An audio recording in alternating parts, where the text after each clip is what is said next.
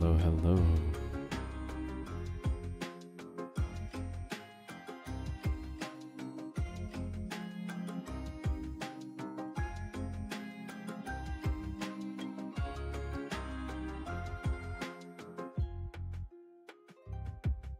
Oh man, I hope this thing works out for me, because I'm not actually sure if it's gonna work actually. Let's see.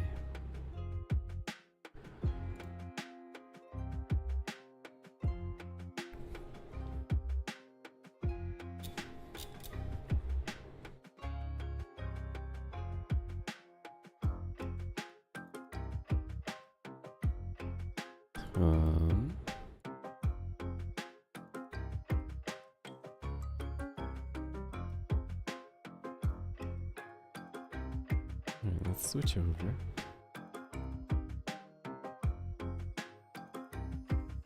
Oh, I forgot I have this model up. Hello everyone. Hello. Welcome, welcome, welcome. How's everybody doing?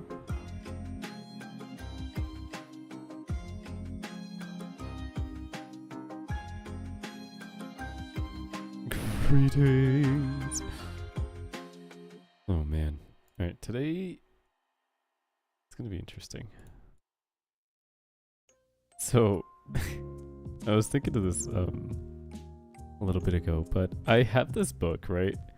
It is a very small book, but it's basically just about it's 201 weird true facts.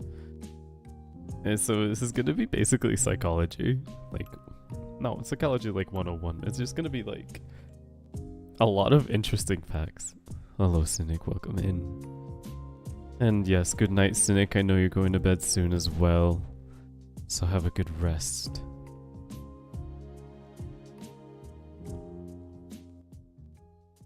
Okay. You collected one about animals? That's actually kind of cool. Like 100 weird animal stories? Oh.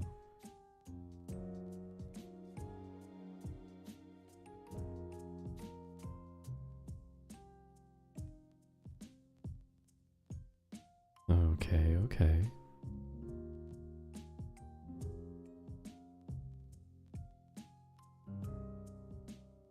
I'm still trying to figure out how to make like my music in the background kind of go down still while I talk. Like kind of like prioritize speaking. But I don't think it's working. I think it's still like at the same volume. Or at least I can't tell maybe. I can't tell if it goes down or not. Then again, I guess I couldn't be able to tell because I can only hear the music. It actually wouldn't put my music down. You leave stream open? Yeah. Thank you for your contribution. But yeah, today's gonna be interesting. We're just gonna be chilling. It's gonna be just a lot of conversation. I'm just gonna read off of this book. It's just basically a bunch of facts. And I guess maybe I can have something in the background going on. What can we have in the background? What can we have? We can have like little scenery. Let's see. Sunday morning, but please get some sleep, Cynic. It's early for you. Yes, please get some rest, Cynic.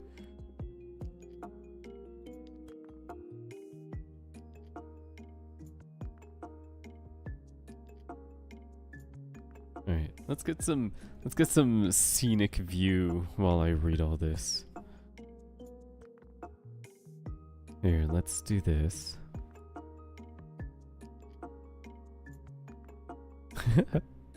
Let's do this. And we'll put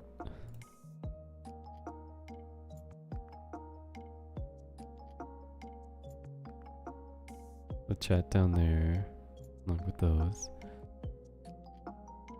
2:46 a.m. Alright.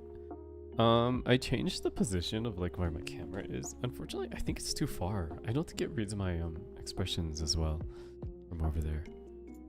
Let's see. I'm trying to move it around a little bit. Come here. I might have to get up for this. Have a new setup, guys.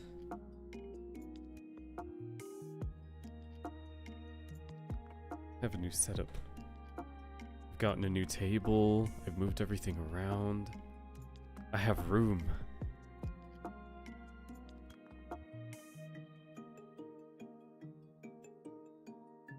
I'm so excited.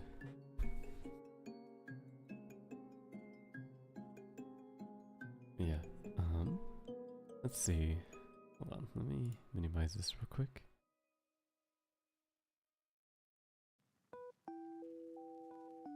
Alright. So, I found some new lo-fi that I kind of want to play. It's called Ghost-fi, and it fits me. Yeah, it fits me. I'm the ghost. I'm the ghost guy. In fact, I gotta be the ghost guy, right? I gotta be the ghost guy. Yeah. Yeah. I gotta be the ghost guy. Alright. I don't think my things actually work with this one here. We'll go switch to this one. Let me get mix it up.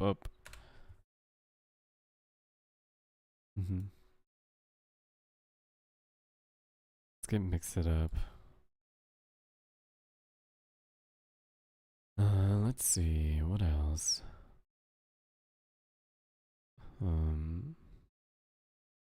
Where is it? Where did I save it?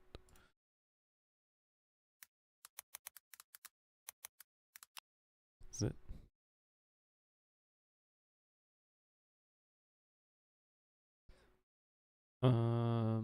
Home artists? Oh, did I not? Wait, okay, they're right here. Okay, follow. There we go. Alright. Aha. Alright, what do we put on me today? What kind of blankie am I putting on today?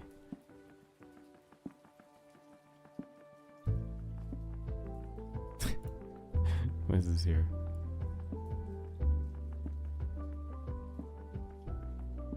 We'll wear this.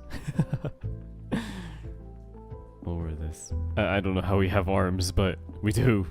I'm wearing a ghost blanket as a ghost. Can you believe it? Alrighty, everyone. This book is called Get Psyched. Actually, oh wait, no, it's not called Get Psyched. It's called What the Fuck. It's called WTF. Weird True Facts. Oh, I think my camera might have a hard time reading me right now. It doesn't read my mouth because it's on the mic, right in front of the mic. Yeah, it's called WTF. Weird True Facts. Illustrations by Tang Yao Hung. I totally said that wrong. I completely fucking said that wrong. Watch. I'm gonna get flamed for it later. Alright, let's see. So, let's get the thingy back on here. Alright, let's get some scenery and get rid of this little card up here. Where is it? Image. There we go. Oh, not the image. Wrong one. Slideshow. There we go. Okay. Yeah. Alrighty, guys. Sit back and relax. It's gonna be chill. We could talk about some of these too, so that we can kind of keep it interesting with everybody. So, yeah, let's see. Oh, I have to stay on this window. Okay. Oh my god, my mouth is like sputtering. Did you see that? Like 50,000 miles an hour. Mix it up. What was the other thing? Mix it up and... Oh fuck, I haven't streamed in a while. I forgot how to stream. Oh, this thing. I remember. Oh god. How do you stream? I was too busy playing Helldivers with some of the guys and some friends.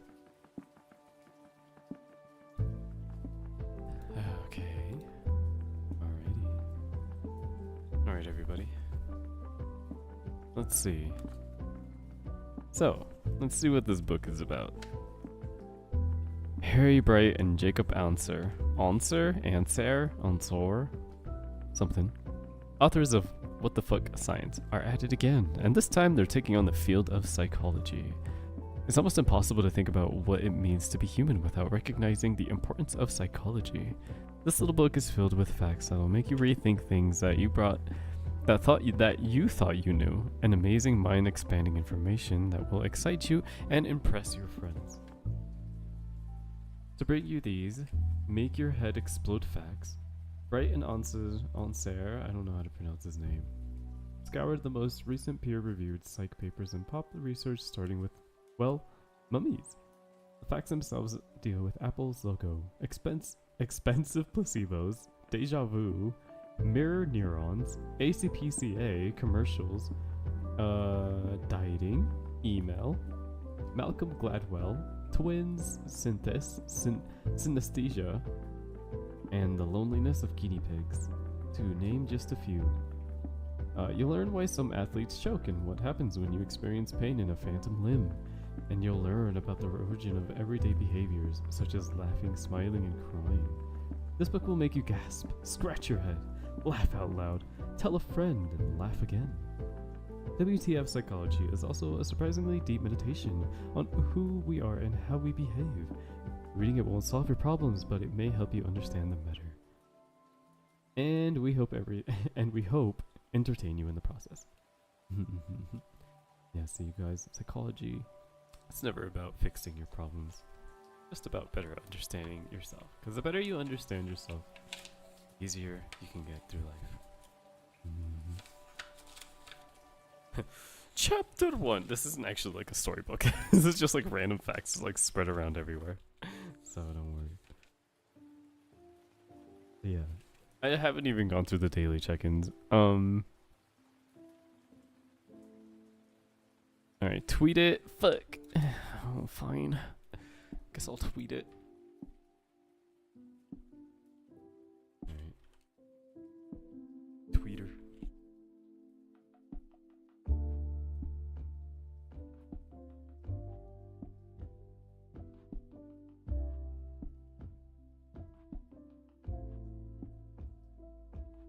Hold on 1 second, guys.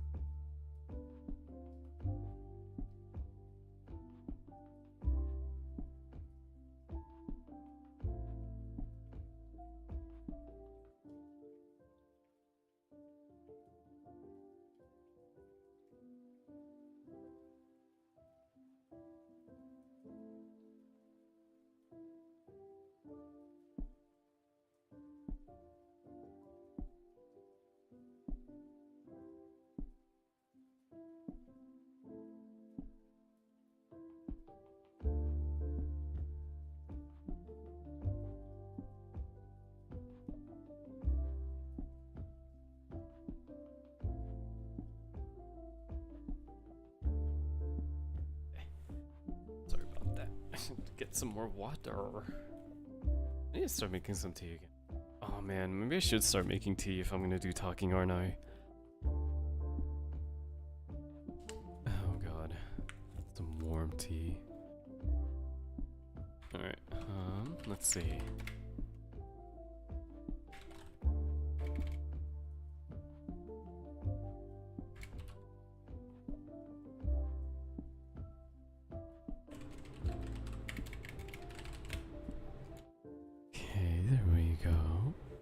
Posted. Oh, right. I apologize if you guys hear my vents going off in the back too. That's very unfortunate.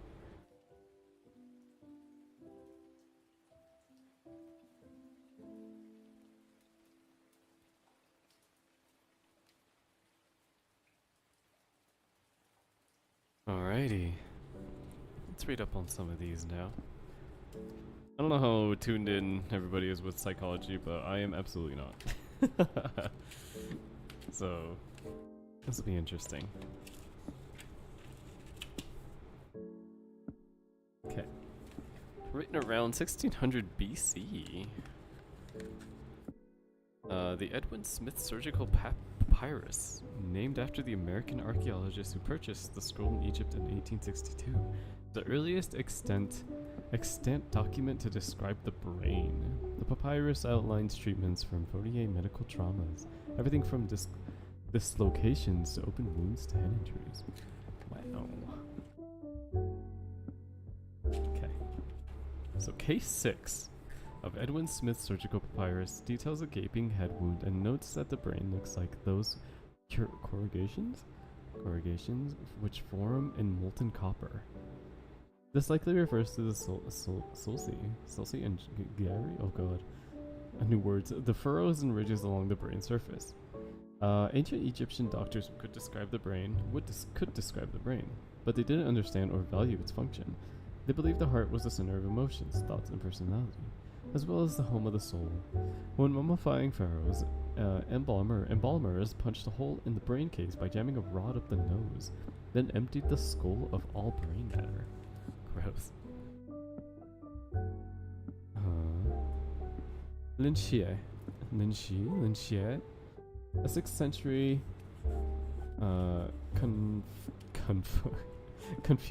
Confucian scholar, is believed to have conducted one of the first psychology experiments when he asked the students to simultaneously draw a circle with one hand and a square with the other. They demonstrated that trying to do things at once often means neither is done correctly. I kind of want to try that. Alright, you guys, get out a piece of paper. Alright, class, take out a piece of paper. With one hand, left hand, right hand, doesn't matter, draw a circle, and with the other, try drawing a square. Can I even just do that, like, with my hands? Like, I wish I had a hand cam to kind of, like, well, actually, I kind of do have a hand cam. Do I want to do it? No.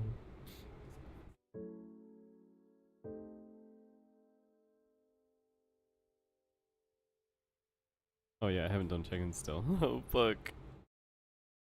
Alright, I tweeted it, Churro. Alright, Churro, thank you for showing your ID. OG-san, thank you for showing your ID. Ray, thank you for showing your ID. Requiem, thank you for showing your ID. And Zarfod, thank you for showing your ID as well. Churro, congratulations on coming in first place. What a gamer. And Cynic, thank you for coming in 2nd place. And Zarfod, thank you for coming in 3rd. We did it. Alright. So, in terms of that, multitasking was never a thing. Ninxie, I still can't pronounce that. A German physician, Wilhelm Wundt, was the first person to refer to himself as a psychologist before 1879. When Wundt, I'm just gonna call him W. When W established the first formal experimental psychology lab at the University of Leipzig. Oh god, I don't know German. Psychology had been considered a subdiscipline of biology and philosophy. Who speaks German? Someone please pronounce that for me. I have no idea.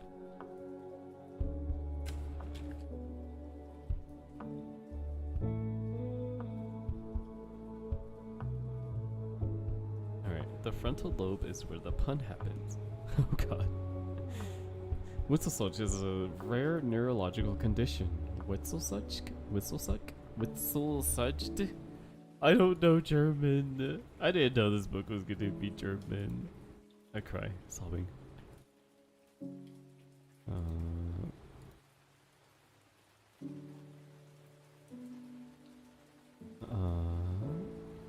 Witzelsuch is a rare neurological condition that gets its name from the German Witzel, meaning to wisecrack, and sucked, meaning addiction.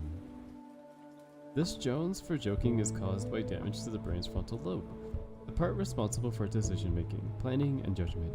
So while they don't understand or laugh at other people's humor, Weisenheimer's, with his condition to go giddy at their own uncontrollable barrage of bad puns. Oh yeah? You look like you're in an advertisement. Introducing our newest Neko cloaks. Float around, don't have arms or legs? Not to worry. Neko cloaks will always stay with you no matter what. Behold, Neko cloak. Get it now. Call now and receive. And you'll receive a special offer, 10% off your first purchase. And if you pay full price for the second one, we'll give you the third one 50% off. And if you pay for the third one at full price, you will also get 20% off your next purchase. Desonji water. Recycle mi cola original taste. Welcome. What's a great way to recharge your batteries? Oh, does anyone want to take a guess of what it is that you have to do to recharge your social battery? Or at least you as a person. What do you have to do to recharge yourself? I always thought like naps are always like some people's go-to of like what they do when they're like really drained out and just like need a day or like need to relax. Like I think their go-to is always like just snapping really. Why do I have to so off on OBS? It's because I have it on the second one.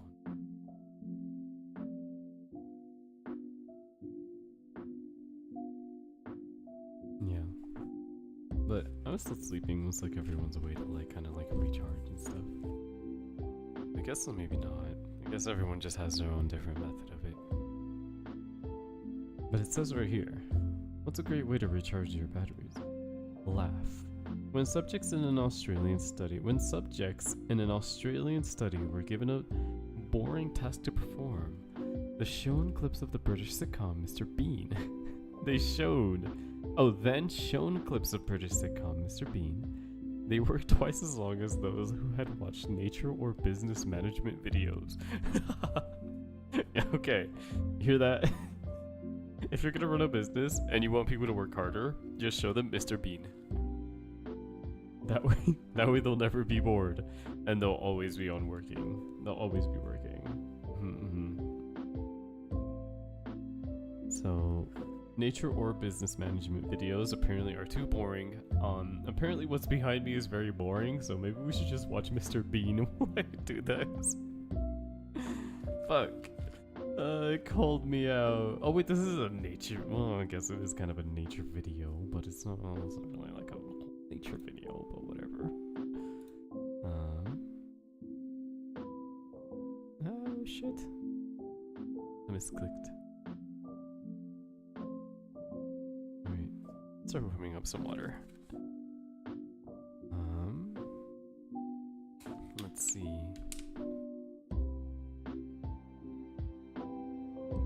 Maybe I should sit up as well. Alright. So, of consciousness and social brain, and the social brain. Oh, according to Michael Graziano, author of Consciousness and the Social Brain, social behaviors such as smiling and laughing evolved out of defensive, responsive, or aggression. Oh wait, what? Behaviors such as smiling and laughing evolved out of defensive responses to aggression. Smiling started as a counter to another's baring of teeth, while laughter developed as a touche signal. During rough play, you can see this when a mother tickles her child. The mother mocks an aggressive posture. The child smiles in response. As the mother moves in, the child laughs before she is touched, a reaction to the trespass against her personal space. It's a social cue to the aggressor that says, "Hey, I'm cute, don't kill me." What the hell? Hold on, I gotta read that again. According to Michael Graziano, author of Consciousness and Social Brain, social behaviors such as smiling and laughing evolved out of defensive responses to aggression.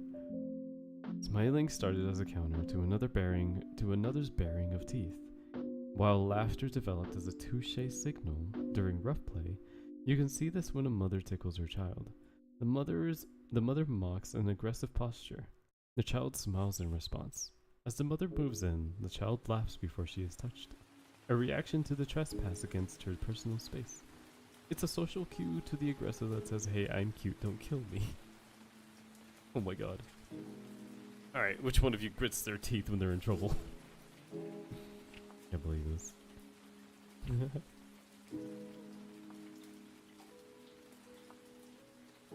Let's see. I'm cute, don't kill me. Oh god. It's like that thing when everyone's like, I'm too cute to die. Oh god. Alright. Many creatures wail in distress. Even crocodiles produce tears. But only humans combine the two into the social behavior of emotional crying. Michael Graziano argues that crying evolved because our ancestors liked to punch one another in the face to solve problems. Tears and alarm calls emerged as distress calls designed to elicit comfort and social reunion. Ad Vingerhoitz, what the fuck, author of Why Only Humans Weep, argues that crying helps us survive the prolonged childhood intrinsic to our species. Intrinsic.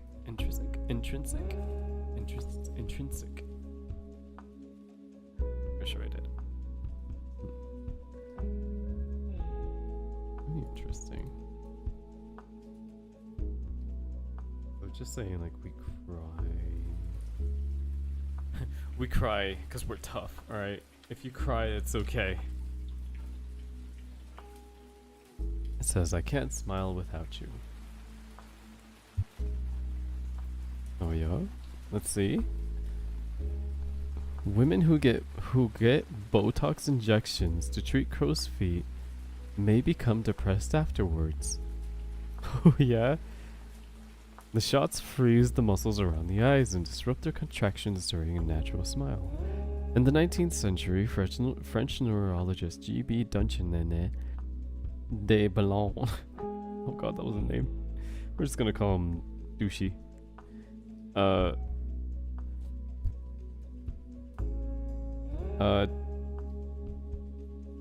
Ballon noticed that a cold fake smile was often limited to the mouth, and studies have shown that smiles not involving the eyes were perceived as fake by both the recipient and the person smiling. Oh. Faked smile was often limited to the mouth, and studies have shown that smiles not involving the eyes were perceived as fake. Oh my goodness. Alright, who doesn't smile with their eyes? You got fake smiles. Tisk tisk. Let's see.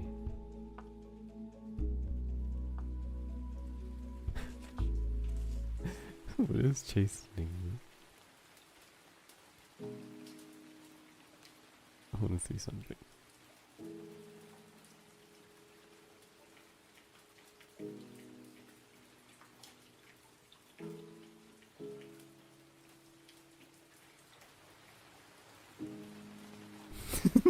Cascadas. I fucking can't with the fucking chase. Oh my goodness. I can't. That's a good video. I like that. I can't smile without you. Women who get Botox injections to correct frown lines often report feeling happier after the treatment. Facial expressions affect our emotional state. We smile when we're happy, but smiling also makes us happy. Yes, this is true. If you're unhappy, there's the good news. It won't kill you.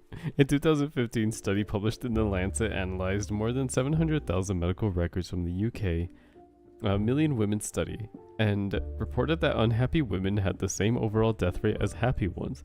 The best way to be happy is to stay healthy, because, as researchers pointed out, illness is the biggest cause of unhappiness. So sadness doesn't kill you. Isn't that great? You guys hear that? You can't die when you're sad. Alright, it's just not possible. Oh my god. I gotta get some more water to warm up. Hold on, I'll be back.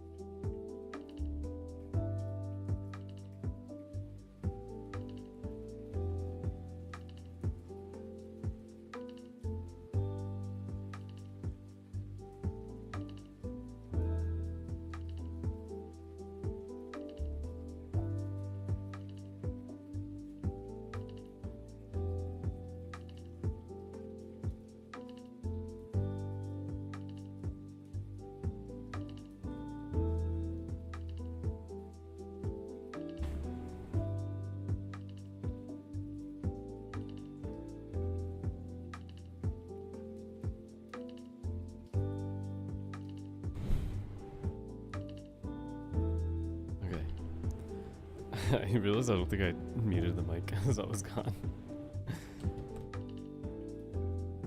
I hope the music's not louder than I am right now. I apologize if it is. I see it like kind of peeking upwards, but I don't know if my filter is working for it or not. Why is there two texts? Oh, why is there two? I should only have one. Here we go. Alright. I have tea. I think. What is on this tea? Why does it look like it went through hell? Oh, I see what that is.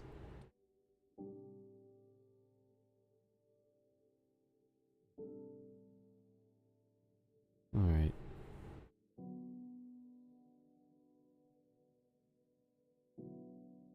Let's see.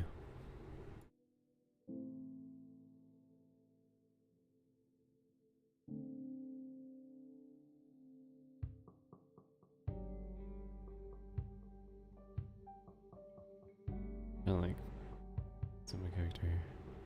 Ads, not the ads. Dang.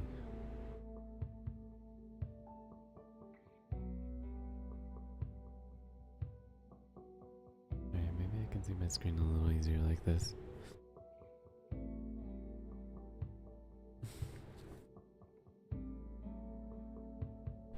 Alrighty. Cool. Alrighty. We continue. When my tea cools down a little bit.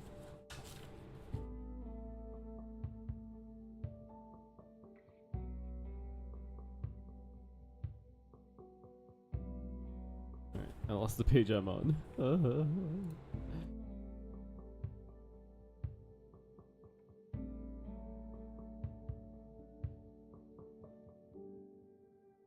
Let me see. We're on page 11. On page 12. Alright, is the glass half empty or half full? Oh god. I like how the book starts off with like the big questions that everyone kind of ponders in their head.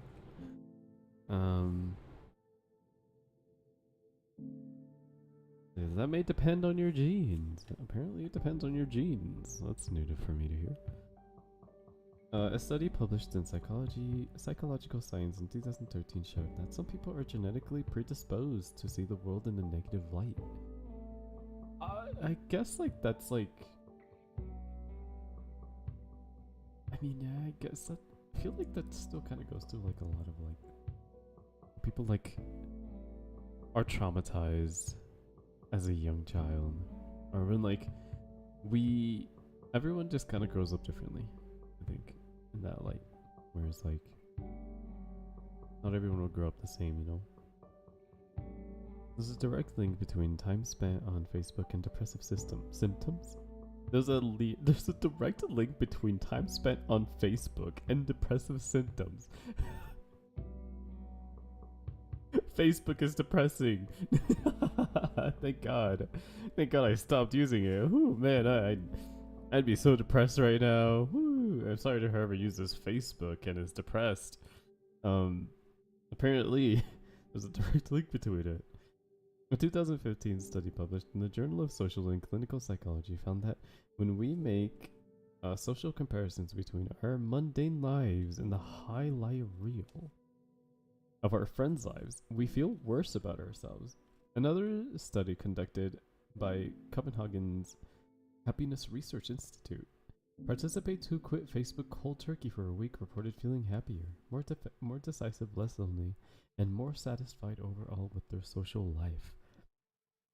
So apparently, yeah, just stay off of Facebook because apparently you'll get depressed. Oh god. But it's true though, it's true. Like a lot of people compare themselves to like... I think comparison is such a big thing. Like, I think it goes along with like a lot of streamers. Welcome in, Scar. How are you doing? We're just reading up some psychological facts.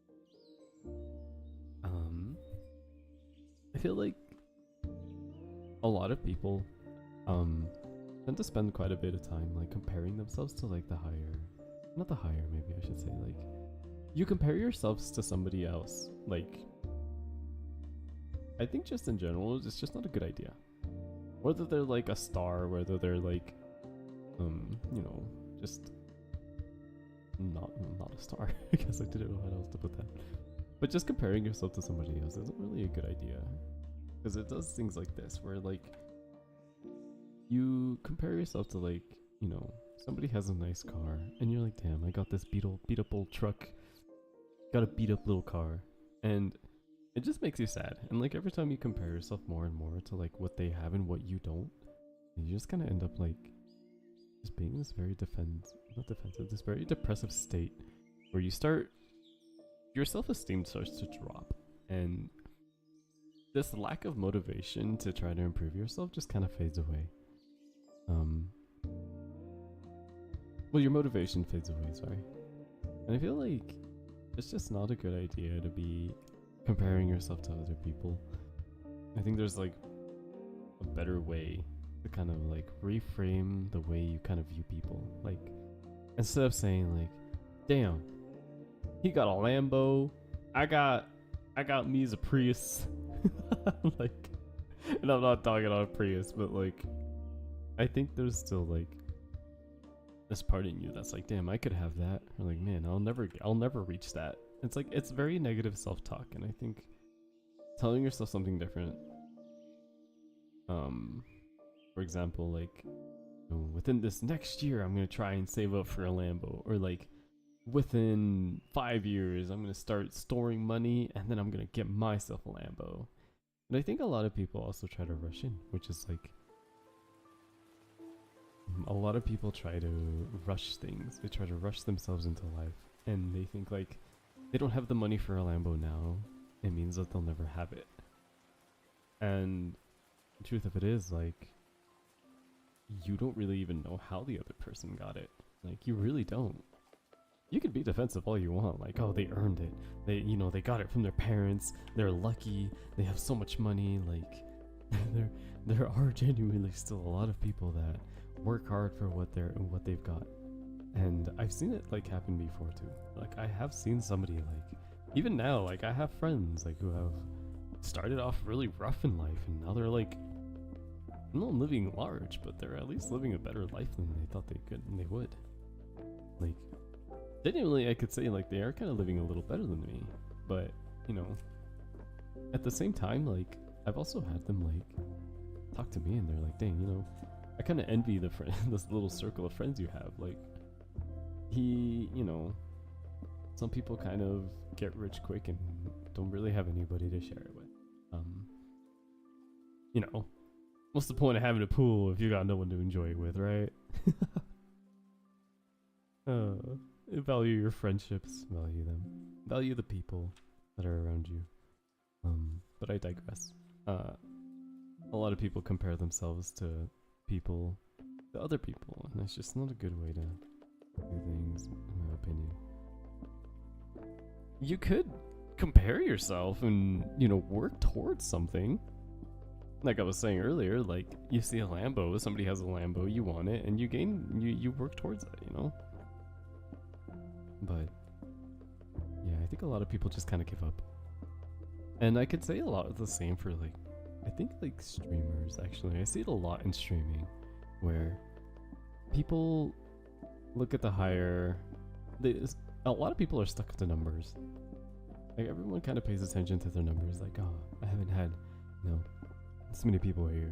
I haven't had people subscribe. I haven't had people follow. I haven't had people, you know, do this and that. Like, versus, you know, like a friend or like somebody else that you kind of look up to. You're like, you know, they're doing so much better than me. Like, what can I do? You know, you gotta tell yourself, like, what can you do to kind of, if you're not happy where you are, then, you know, what can you do to improve yourself? Or like, what can you do to, like,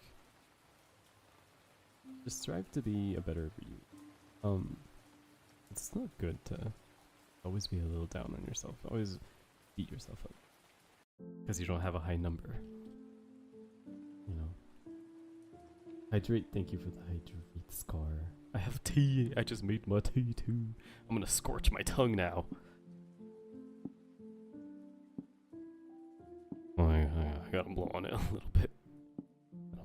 tongue. I have a lot of talking to do.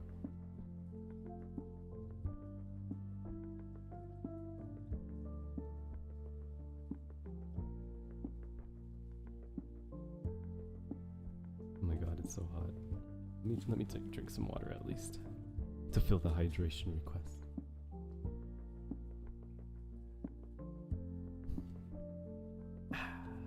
Dasanji. Not Dasanji. It's funny to say.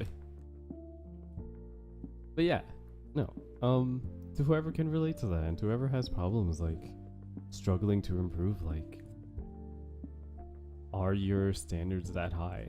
Like, are you trying to get like 3,000 viewers in one day? Is your goal trying to like get 1,000 subscribers in one day? Like, unless you have a big plan to kind of accomplish that, then in one day, then I mean, by all means try it, but you know, make sure you kind of set your standards to something that you can do and not, you know, something kind of impossible for you at the moment. It's not impossible though. It's not impossible. It is possible. Impossible. You can do it. You just have to give yourself the time. You have to put in the effort. And you gotta give yourself the motivation for it. You know, don't give up just because you don't have those 5 viewers, those 5,000 viewers in one day. That's kind of what I think about, like, comparison. It's not the healthiest way to kind of live through life. Like, just, you know, do things at your own pace. You do what you want to do because you like to do it. And if you start focusing on trying to just be bigger and better, or like be more popular, then, you know, if that's your goal, then go for it. But if you're just trying to play games and just have fun, like, you know, do your thing, take it at your pace, have fun, and don't let other people bring you down. Ow, I'm sorry, I just hit my headphone on my mic.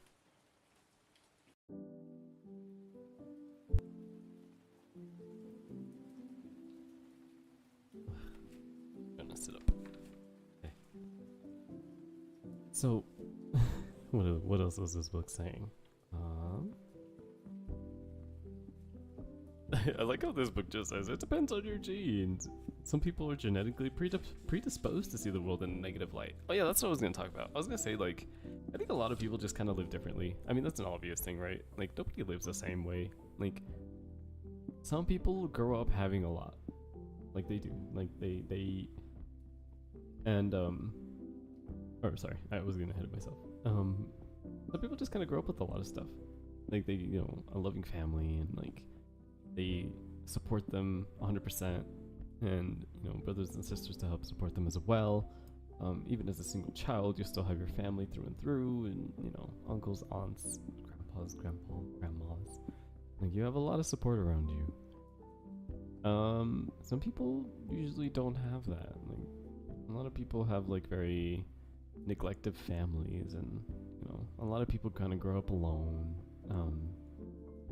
And so I think it still depends on that person, on how they want to do it. Like, growing up alone, you know, you're like, dang, like, they could still see things in like a more positive light. Like, you know, one day they'll get out of that slump that they're always in and move on to better things, live on and do better stuff. I think it depends. I mean, it says genes, and I guess I believe that too, though, because I guess depression is kind of like part of the genes, right? It does kind of follow the family line, which is unfortunate, but I mean, I guess that's just kind of how it works. Let's see, the next page.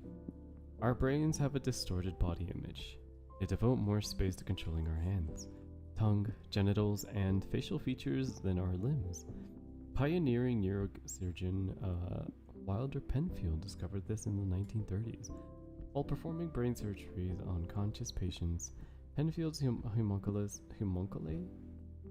I never learned how to say that properly. Homunculus? Homunculi? Homunculus is a grotesque illustration shown the size of each body part proportional to its cortical representation and sensitivity. I mean, homunculi is like reminds me of the things from Full Metal Alchemist. Ugh, God, I can't ever get that out of the way. Or out of my head. Full Metal Alchemist has scarred me for sure. And I think it's like, you know, you know. If you know, you know. That's how that kind of works.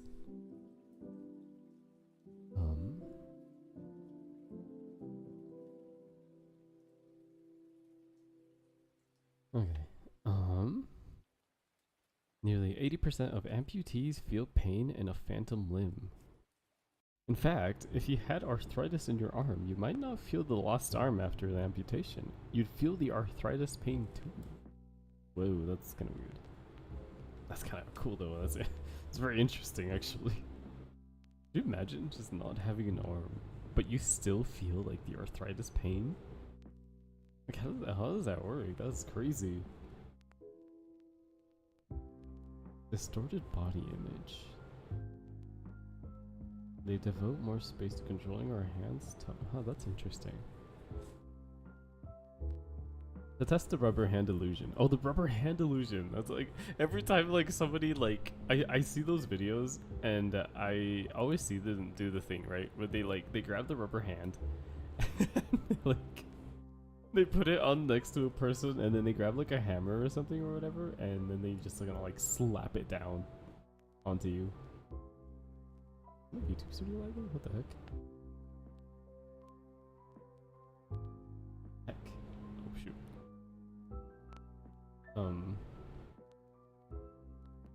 Yeah, no.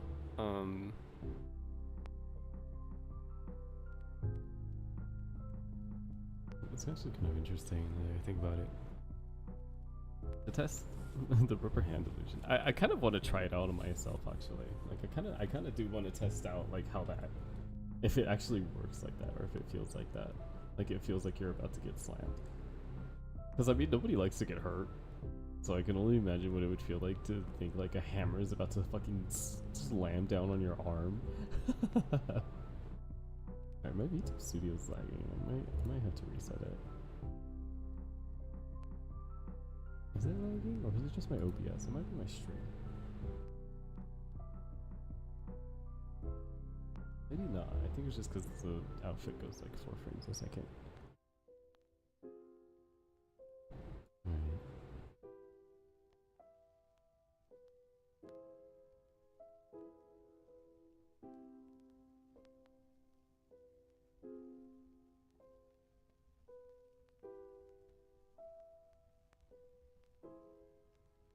Okay.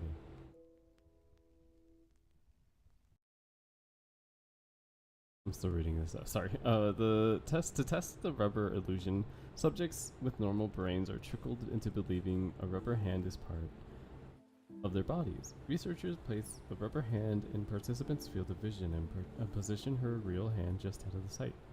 The real and fake hands are stroked simultaneously, and the subject's brain quickly adopts the fake one as its own.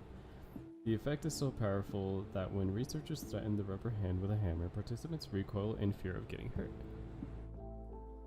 I like reading downward. I don't think anyone heard me on that one.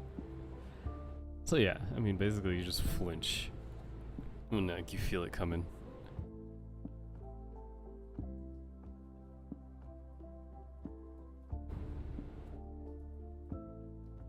That's heavy, man. We often refer to important ideas as heavy and frivolous ideas as lightweight.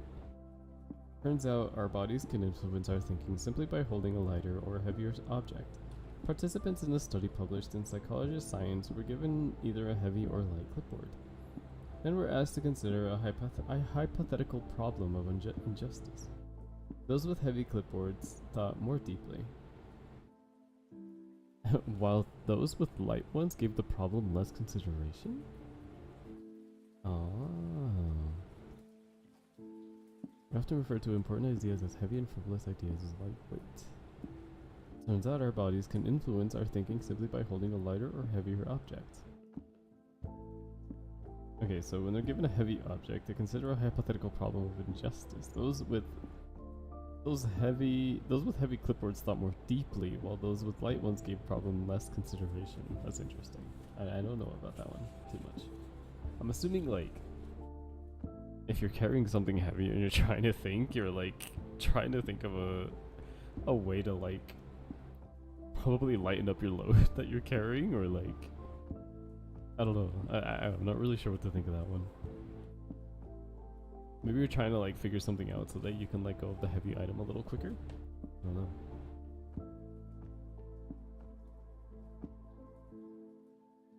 When you first looked at the cover of this book, did you see a bird or a gramophone?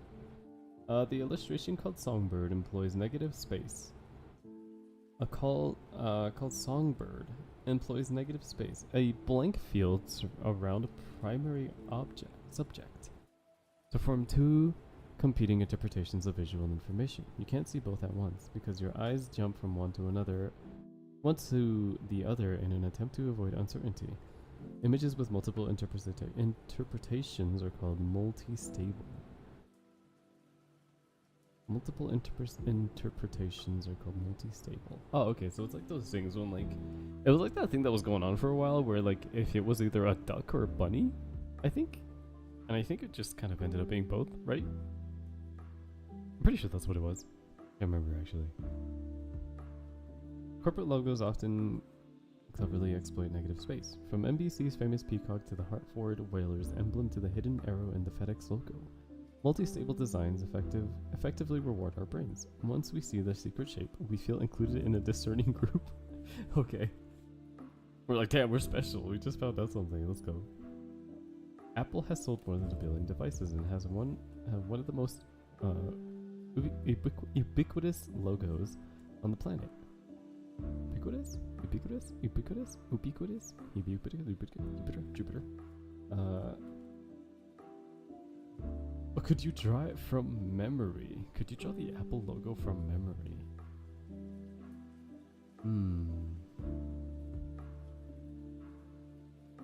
Can I? Well, do I remember that? I literally have an Apple phone. I don't know if I can actually. Can I do that? Can I draw the Apple logo from memory? Am I pulling out the MS Paint? I'm pulling out the MS Paint.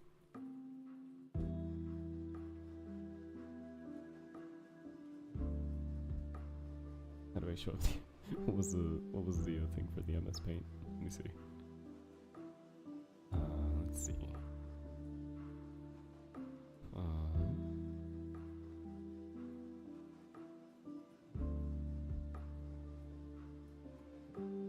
Oh shit.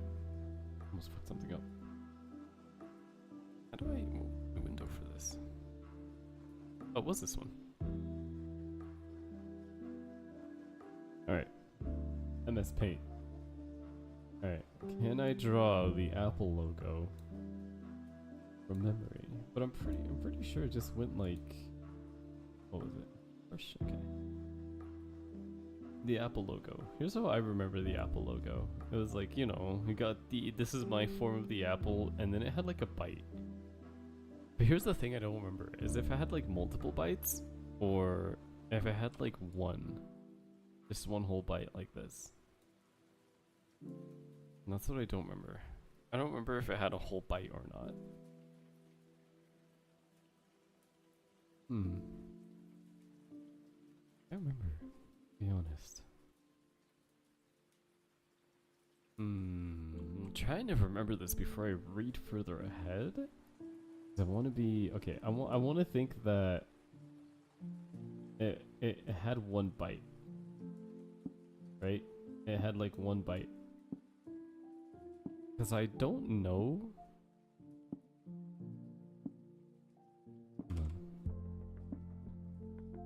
Actually, I don't even remember what the apple looked like. It was like 1, 2, 3. It doesn't look right if it has like 3 bites. It looks weird.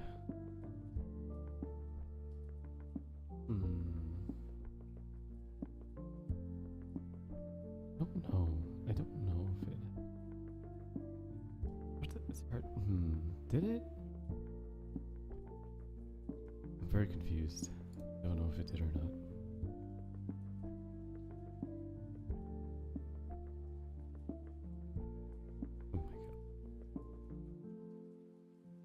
Oh my god. Yeah, I don't remember if it did or not, to be honest. Well, that's my memory of the Apple, at least. So, Apple has sold more than 1 billion devices. It has one of the most ubiquitous logos on the planet. But could you draw it from memory? Is the bottom of the apple curved or flat? Oh god. I think it's curved. Does this stem lean to the left or to the right? I think it leans to the left. Does it even lean? Is a bite taken out of it? And how big and on which side? I'm pretty sure it's on the right side. I'm pretty sure. A recent study showed that less than 1% of test subjects draw Apple's logo perfectly. Less than 1%? Nobody gives a nobody gives a care about how the Apple logo works as long as they just have an Apple product. Because apparently nobody fucking cares. A recent study showed that less than 1% of test subjects could draw Apple's logo perfectly. Even though nearly all participants thought they could. One reason? Attentional saturation. When our brains see something over and over, they learn that its details are unimportant. Oh, okay.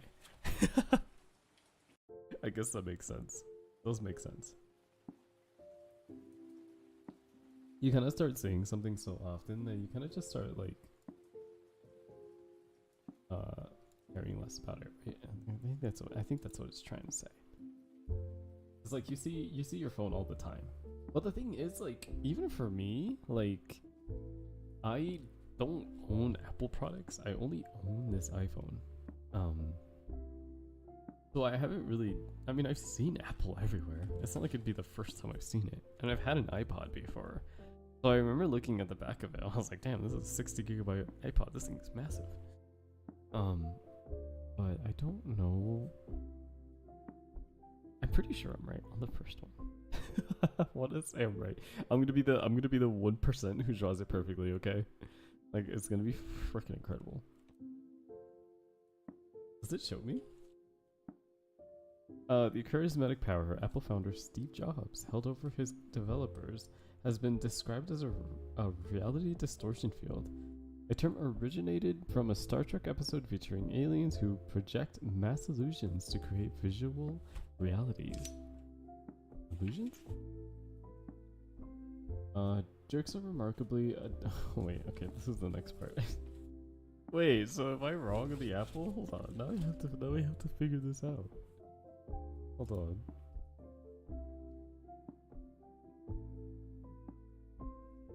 Okay. Apple.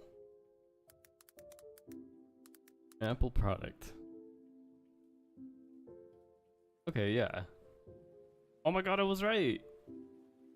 Oh wait, no, I was kind of right. Damn it! No, I was only half right. Where's the logo? Dang! Yeah, I was only almost right. Okay, hold on. You guys see it right there? Like, right there. I was almost right. I almost had it right. I couldn't remember how it looked. I was drawing. I was trying to remember how to draw the Apple logo out from memory, but I was wrong. This is the left one right here is my first thought. Cause I was like, okay, it has like one bite on it. There's one bite and it has a stem. And then I was like, if not, this would be my second guess. But I also said that it would just look really weird because I don't think Apple would just put like a big bite. They're so like, they have such a like sleek design. I don't think they would go that far. But I was like, this must be it. The left one is the one I drew. So not this one. This one's ugly.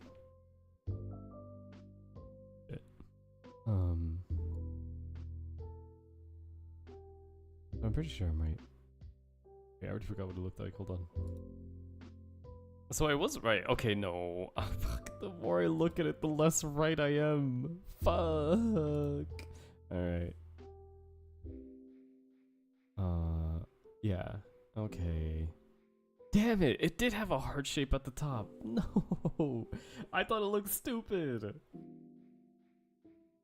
Looks like I'm the stupid one. I was the dummy all along. Frick. Oh man. I tried. Can I draw the Android logo? The Android logo is pretty easy actually. It was like that, and then it had the eyes, right? And then it had the shape. It was pretty easy, right? It looks like this. And then it had the arms. Like this. And then legs, right? It was really fucking simple. I don't remember what else he had right here though. I think it was just this. Let's see.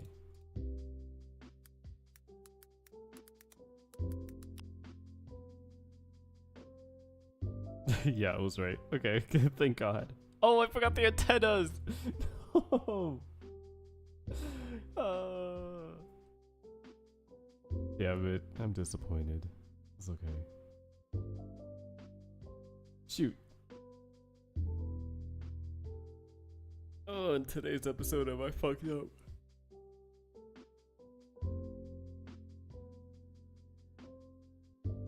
I stretch. Yeah, I messed up. I didn't do it right. I didn't do a good job. I tried. Alright. Put this down for now. I'll probably open it up again.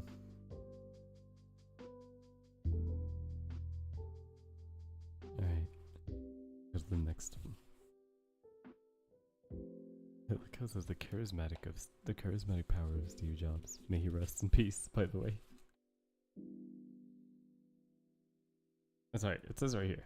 Jerks are remarkably adept at selling their ideas. Although not necessarily more creative than anybody else, jerks, according to a study, tend to win the day the more argumentative, egotistical, aggressive, and headstrong and hostile they are. I mean, yeah. I guess like the more you try to push your product to somebody, I mean, I guess they would be more interested. But it says jerks are remarkably adept at selling their ideas. I don't know about that one actually. I couldn't really tell you about that one a lot. Organizations centered around a charismatic leader often demonstrate a routinization of charisma. That turns the leader's beliefs into a system of rules and laws. Ergo, Christ becomes Christianity. Political regimes whose outgoing leaders' belief have not been sufficiently routinized and the lack of a charismatic air apparently usually follow. Organizations centered around a charismatic leader often demonstrate a routinization of charisma. Of rules and laws. Oh, okay. So it's just being like a good leader. I'm assuming. Right? That's what I got from it at least.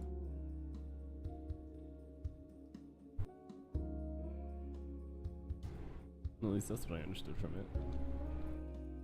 Let's see.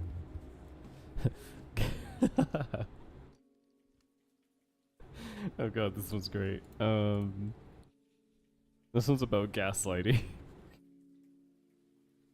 Oh god. Gaslighting is a form of mental abuse in which someone attempts to destroy or radically alter another person's perception of reality.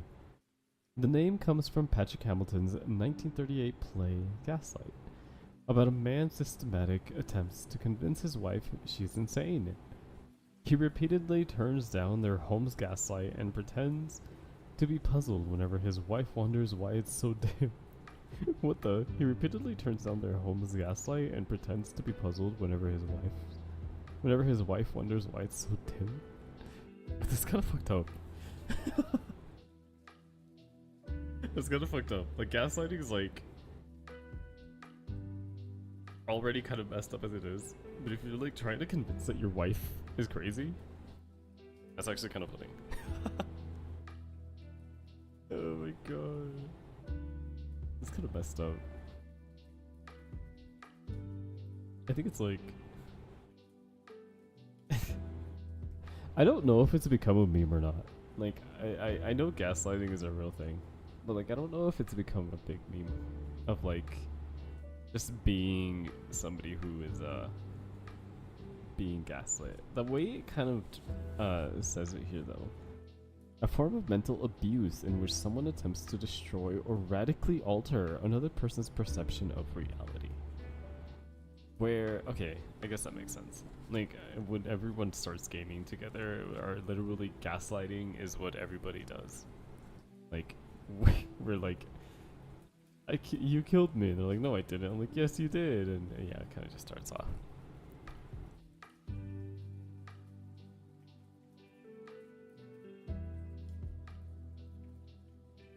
Okay.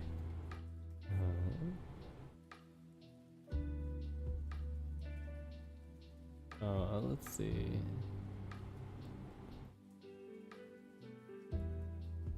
What else does it have? Oh shoot, I didn't even do that. I just realized that this video behind me is just kind of repeating itself. Is there anything else? Oh hey, look at that. This is what I wanted. Now this is scenery. Shoot, I can't see. The water bottle's blocking my thing. I literally have so much space on my table now and I'm still not taking advantage of it. Okay. Moods are as contagious as germs. Ooh, moods. Okay. Emotional contagion starts with unconscious mimicry. You smiled, so now I'm smiling. Then comes internal feedback. I smiled, so I feel happy. Finally, the infected synchronize with the people around them. The infected synchronize with the people around them. Gee, isn't being happy great? What? Be careful though. It's just as easy to catch a sad bug. In her 2002 study, The Ripple Effect in Motion Contagion and Its Influence on Group Behavior. That is a book title right there. Holy shit. Sigal Barsade describes people as walking mood inductors, influencing and being influenced by the moods of others. Oh, mood conductors. So if one group of people is very sad, then it's most likely that the next group of people they meet up will either become really sad or really happy. So like, what if like, I mean, it's called conductors. So I'm assuming it kind of starts somewhere, right? If you could make yourself happy and you go up to someone who's sad, I mean, which emotion would rule over, right? Does that just start like a tug of war? Like a mental tug of war, like with each other, like, dang, I'm gonna make this person happy, like, you know, I don't want to see them sad. Or is it gonna be like, why is this person so happy? Stop being so happy, you son of a gun. Is it that kind of thing? Because if it is, then holy crap, that's a hell of a thing. Conductors, mood conductors. Yeah, I can see that being a cool thing, I guess.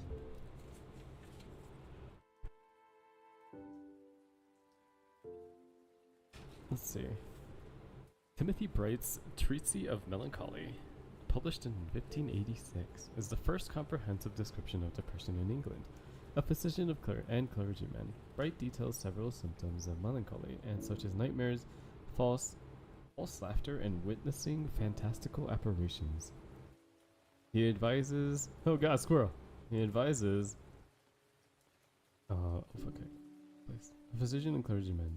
Bright details several symptoms of melancholy, such as nightmares, false laughter, and witnessing fantastical apparitions. He advises that melancholic temperaments would improve in thin air from the south and southeast. Many scholars believe Shakespeare used Bright's treatise to flesh out his most famous depressive Hamlet, who claims, I am but mad north-northwest. When the wind is southerly, I know a hawk from a handsaw. Hey, oh god, I don't understand that at all. Oh, okay. I'm not sure if I get that one actually completely. I'm not sure if I understood that one well enough.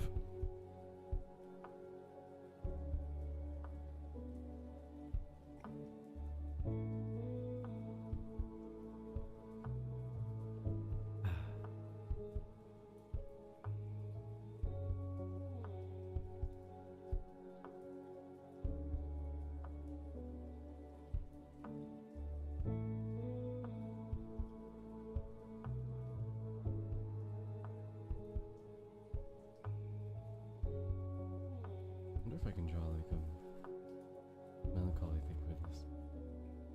I'm trying to figure out like what I could draw with these things, because most of these are like very mental things, but not very drawable stuff.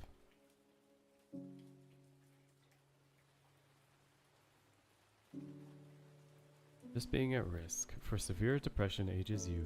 Wait, what? Oh, fuck it. What's the next part? Okay. It says, just being at risk for severe depression ages you.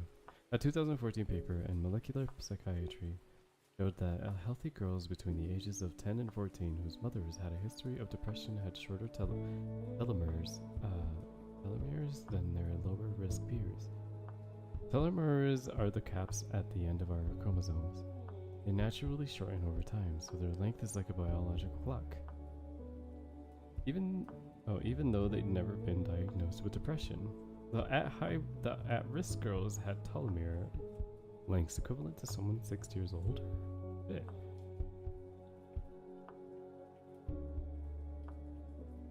Depression ages you. I think I've heard of that term before. Guinea pig. Oh, wait, owning just one guinea pig is illegal in Switzerland because their herd animals are prone to loneliness. Oh. They're herd animals and they're prone to loneliness, so they're not meant to be like secluded from each other or isolated, I should say. Interesting. Loneliness may reduce life expectancy as much as smoking 15 cigarettes a day. A recent meta-analysis of 70 studies revealed that even people who live alone and think of themselves as happy have a higher mortality risk than those living with other people.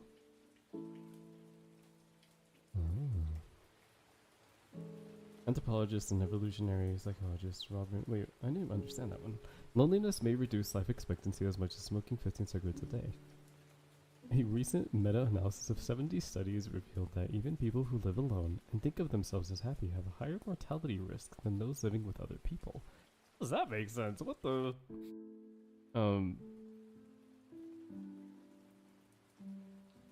So I guess don't be alone? Is the moral there? Is that the moral we're trying to follow there? Don't be a loner?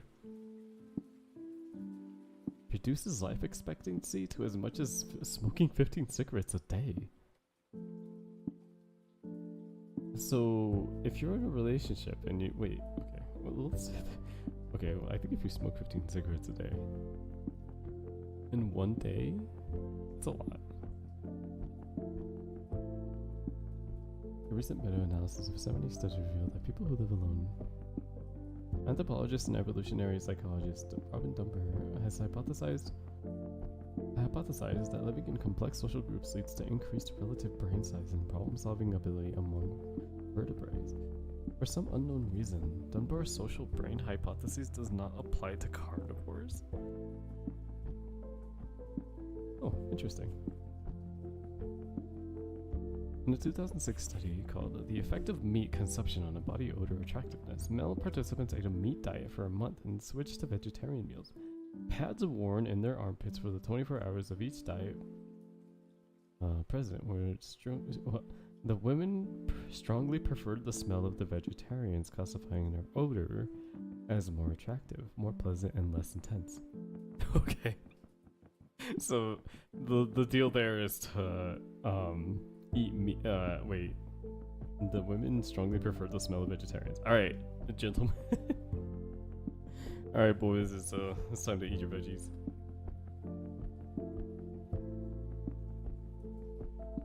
Oh god, that's funny. More attractive. It's more attractive, more pleasant, and less intense. Oh my god. 3 recent experiments sought to determine what kinds of men prefer women with large breasts. The first pointed to men from lower socioeconomic backgrounds. The second to men who want to have children, and the third to men who were simply hungry. Wait, 3 recent experiments sought to determine what kinds of men prefer women with large breasts. Okay. The first pointed to men from lower socioeconomic backgrounds. Okay, so this is kind of like if you're living like kind of like poorly, or like in this like kind of ghetto, poor. I don't know. The second to men who wanted to have children.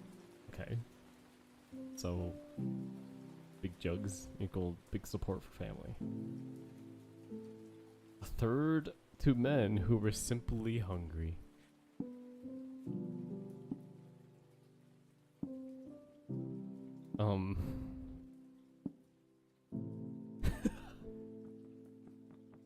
If you're hungry, yeah, you just because if you're hungry, you crave breasts. I guess that's the moral of this fact, right?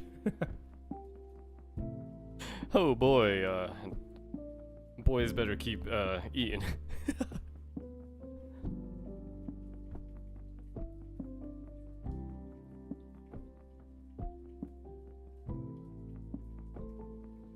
In a study of nearly 10,000 people, men with demanding partners were 2.5 times more likely to die within the next 10 years than those in less stressful relationships. Women, however, proved immune to nagging. When you get into an argument with your boyfriend and he starts complaining about how you argue he is switch tracking, the name comes by way of the railroad. Where trains can be diverted into different tracks at the throw of a switch. Someone who feels threatened will often switch track to send the conversation in a direction where they are more confident.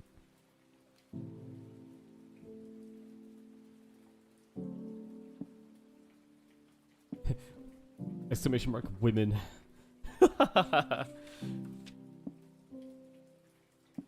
Wait, this is interesting. Is this just the male and female part? We started out with depression and it's taking us into this like journey of not gender rolling, but yeah.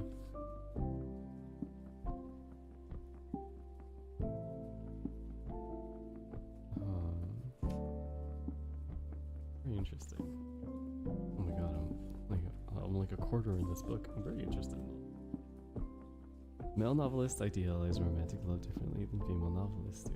While male novelists tend to locate romantic allure in a sense of mystery and the ineffable. Female novelists place a premium on conversations and intellectual parody. The most incredible thing humans do? Have conversations. Across cultures, people converse as if they're playing ping pong. On average, each turn lasts around 2 seconds. The typical gap between turns is 200 milliseconds, about the time it takes to say one syllable. This is possible because we plan responses well before our interlocutor the devil has finished speaking. Huh? Interlocutor or something like that. The average conversational gap in Japan, 7 milliseconds. What the fuck? According to the decluttering guru Marie Kondo, author of the bestseller The Life Changing Method, the mental and physical toll of keeping an unused item is greater than the cost of throwing it out. The mental and wow, okay. But how do you measure money to your mental and physical health? Huh. Interesting. Once a light bonus. Now a daily burden. People check their email at an average of 77 times per day. UC Irvine professor of informatics Gloria Marx has found the more email people do, she says, the lower is their assessed productivity and mood at the end of the day. Oh, interesting. Email has become an approach to avoid conflict. What? Psychologist Larry Rosen explains we know there might be a gem in our inbox somewhere right now. Now we have to sift through all the crap to find it. That's because email's accessibility and its unpredictable pleasures stimulate our brain's seeking circuits, which are meditated by the dopamine that rewards us every time we find something important. Oh, okay. According to a 2014 study, productivity is proportional to time worked, but only up to 49 hours per week. People who put in 70 hours have the same productivity as those who worked 56 hours. Wow.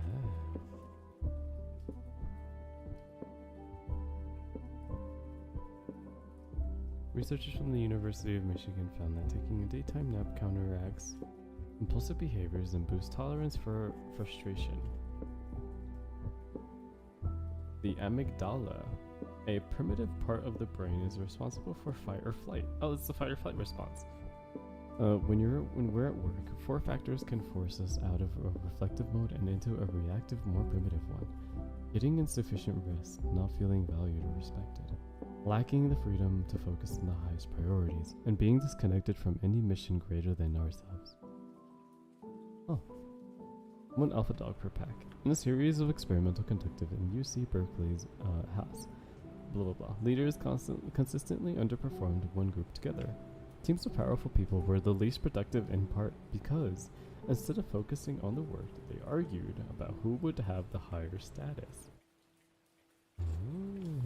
Okay.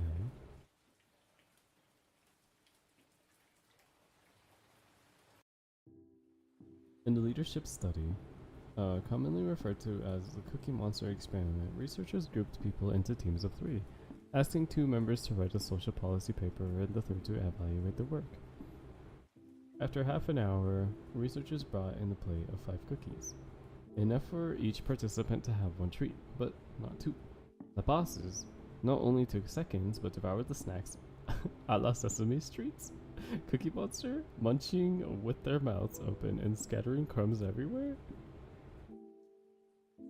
The Cookie Monster experiment? Hey. Okay. Researchers grouped people into teams of 3, asking people, okay. Wait. After half an hour, researchers brought in a plate of 5 cookies, enough for each participant to have 1 treat, but not 2. The bosses not only took seconds, but devoured the snacks a la Sesame Street's Cookie Monster. A la Sesame Street's Cookie Monster, okay. Munching from their mouths and scattering crumbs everywhere. I don't get that one, that one's weird. Harvard Business School's Professor Amy Edmondson has found that a team's creativity, productivity, and success come from not the star talents of its individual members as much as form its group culture, especially if it includes what she calls psychological safety. According to Edmondson, psychological safety describes a team climate characterized by interpersonal trust and mutual respect, in which people are comfortable being themselves.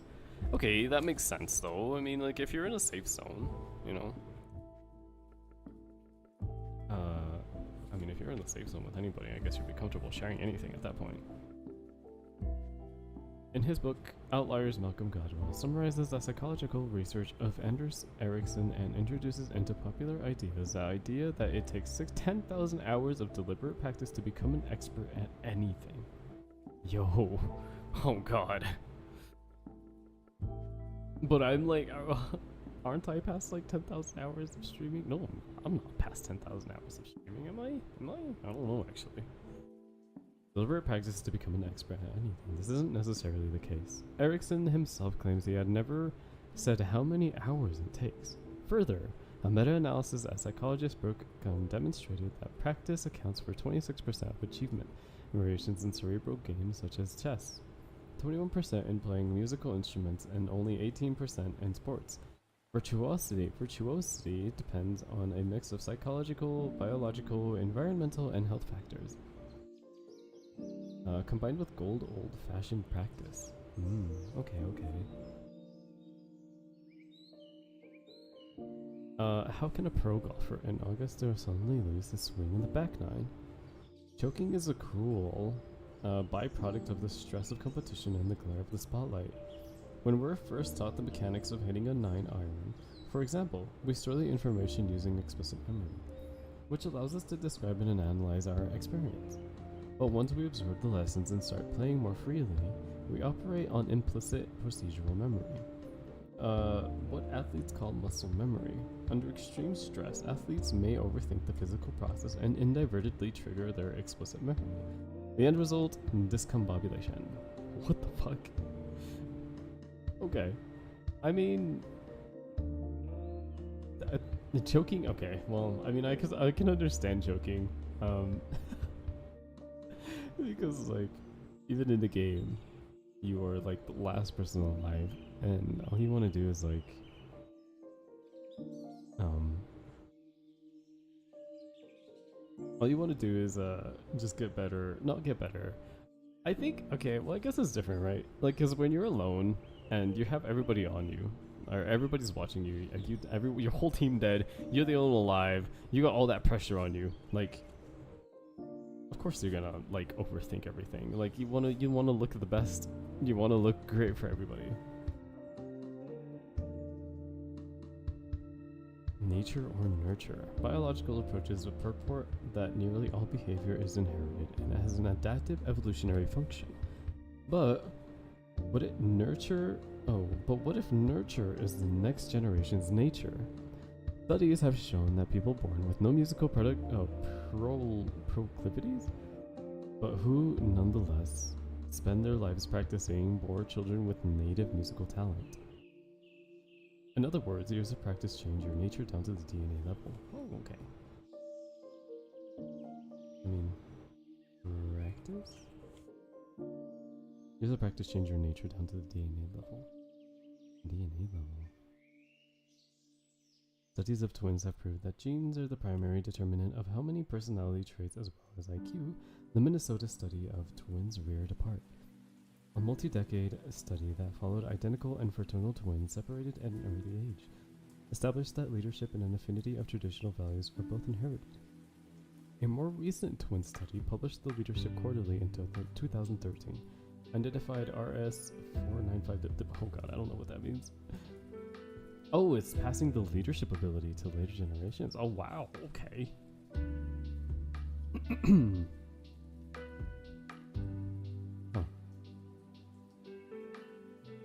Though reared apart, the so-called Jim twins led astonishingly parallel lives. Both were named Jim by their adoptive parents, did well in math but poorly in spelling, suffered from tension headaches as teenagers, divorced women named Linda, married women named Betty. Oh my god, I'm having trouble reading all that. Married women named Betty, named their firstborn son James Allen, although one spelled it with two I's. Oh, I'm stupid.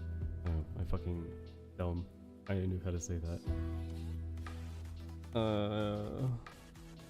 Toy worked as a part-time law enforcement officer, drank Miller Lite beer.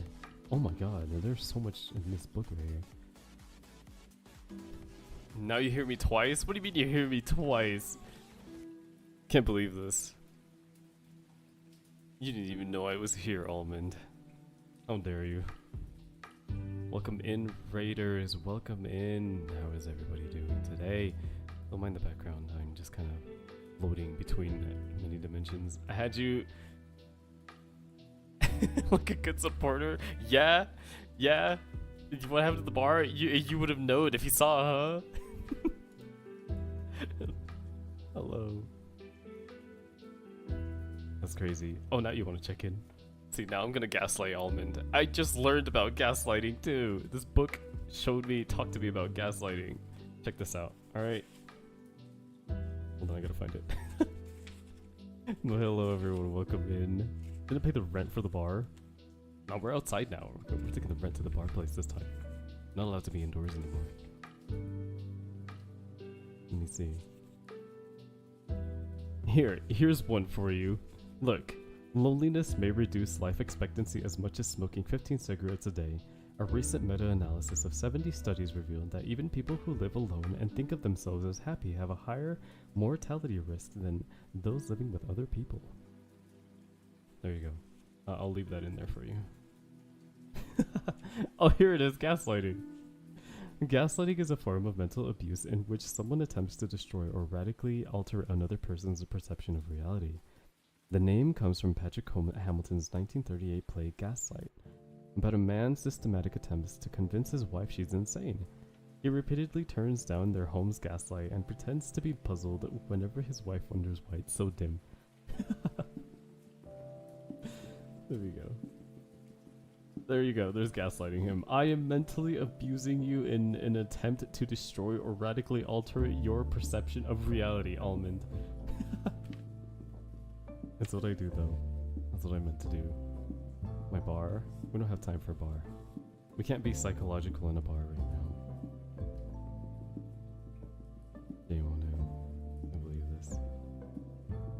There's one for there's a whole bunch of them for like women right here too, which is really funny. Here, let me see, where is it? Let's see. Oh my god. It says 3 recent experiments sought to determine what kinds of men prefer women with large breasts. The first pointed to men from lower socioeconomic backgrounds. The second to men who wanted to have children. And the third to men who were simply hungry. So if you're hungry, you crave breasts. There you go. And there's a fun fact for the male populace over there. Apparently what they say. Oh my god. Oh, this is funny as fuck. Oh my god. We're being gaslit? I don't know if this is being gaslit. I just think that's what it says. Oh, here's one too. The effect of meat consumption in body odor attractiveness. Male participants ate a meat diet for a month, then switched to vegetarian meals. Pads worn in their attempts for the last 24 hours of each diet were presented to female participants. The women strongly preferred the smell of the vegetarians, classifying their odor to be more attractive, more pleasant, and less intense. So, gentlemen, you need to stop eating that much meat. If you go vegetarian, you will be more attractive, you'll be more pleasant, and you'll be less intense, apparently. I guess meat just kind of raises your testosterone, doesn't it? But then again, every dude goes crazy for meat, and I can't blame him. A steak? You can't turn down a good steak. I like how it says women, however. In a study of nearly 10,000 people, men with demanding partners were 2.5 times more likely to die within the next 10 years than those in less stressful relationships. Alright, I take it back, gentlemen. Keep eating that meat. Keep eating that steak. Oh god. I will stay unattractive. Oh damn. Wild.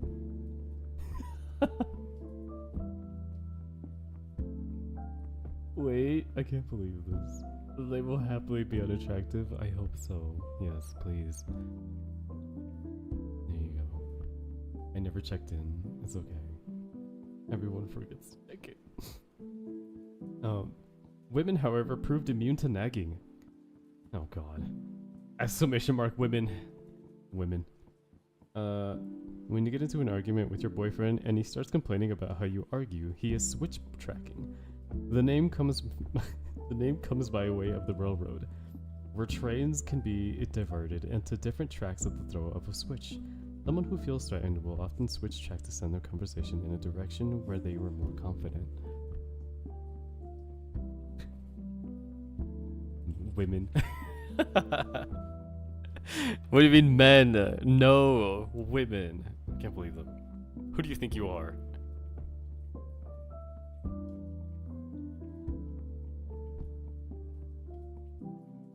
I'm Reina. Are you?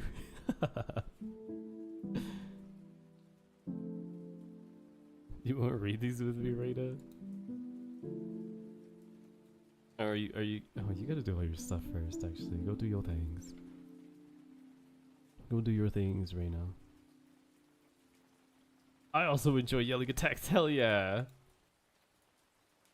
You tell her, Reina. I am making the question who you are. Wait. Oh, next page. Where was it? Crisis time? Let's go. Look at these. Look at these women. Go hunt down your attractive vegetarian men. Get out of here. Can't smile without you. Women who get Botox injections to treat crow's feet may become depressed afterwards. The shots freeze the muscles around the eyes and disrupt their contractions during a natural smile. In the 19th century, French neurologist, I don't know how the hell to say that name, Dipolone, GB Duchenne de Bologna. That's what it looks like, okay? Notice that a cold, fake smile was often limited to the mouth, and the studies have shown that smiles not involving the eyes were perceived as fake by both the recipient and the person smiling. What do you mean, Ben? Oh yeah, by the way, here's one to a lot of people too, because this is related to a lot of people. If you're unhappy, there's good news. It won't kill you. A 2015 study published, The Lancet analyzed more than 700,000 medical records from the UK Million Women Studies and reported that unhappy women had the same overall death rate as happy ones. The best way to be happy is to stay healthy, because, as researchers point out, illness is the biggest cause of unhappiness. So, you will not die if you're sad. Okay? You guys, cheer up. You're okay. Also, for those of you who go on Facebook, there's a direct link between time spent on Facebook and depressive symptoms. A 2015 study published in the Journal of Clinical Psychology found that when we make social comparisons between our mundane lives and the highlight reel of our friends' lives, we feel worse about ourselves. In another study, conducted by the Copenhagen's Happiness Research Institute, participants who quit Facebook cold turkey for a week reported feeling happier, more decisive, and less lonely, and more satisfied overall with their social life. So, delete Facebook. Okay, this is a message to everybody. Facebook is dangerous. Facebook is dangerous. Stay away from it. It's no good. Go to MySpace instead. I'm just kidding. No, do Facebook or don't do Facebook. I just contradicted all of that. So, don't compare yourselves, everyone. Facebook's main product is crippling depression. Clipping depression. Clip his depression, y'all. Look how depressed he is. Clip him. I mean, it makes a good point though, but not in the sense of like, oh, thank you for the stretch and the hydrate. I did hydrate as I argued. Facebook is just ad, recommended ad. Oh, hey, someone I know. God, it's just ad hell. I think it does have a point though. Like invalidation, like it does. I feel like a lot of people on Facebook, and I think this is kind of just from what I saw when I was using it a lot too, it's just like a lot of people trying to be like very, everyone just kind of becomes an attention whore. And I guess you could say the same thing for Instagram, but like Instagram's point is to be an attention whore, whereas like Facebook is kind of just always meant to be like a social connection with your family and friends. But I think a lot of people also use that as like showing off to people, like, hey guys, I know you're sitting at home right now, but look what I'm doing. I just did this, or they like to be a part of a drama. And like, I think it's just like very, it's not healthy to live like comparing yourself to like everybody on there. I don't want to be compared to somebody with drama. I don't want that much drama in my life. I know some people thrive off of it though. But like, I think it's just, I don't know, it's not the healthiest way for me to live. I'm not calling out anybody though. I'm not pointing any fingers. There's a few of these I read that don't really make sense. Emails have become an approach-avoided conflict psychologist. Larry explains. Okay, I don't know what that says. Fuck your head and the neck and the road and yan. Wait, what? Fuck your head and the neck it roded on. Your vanity is sucking up my bandwidth. Randy felt face. Oh my god. I don't know if I've heard of that. I have a feeling that I'll get to hear about it soon though.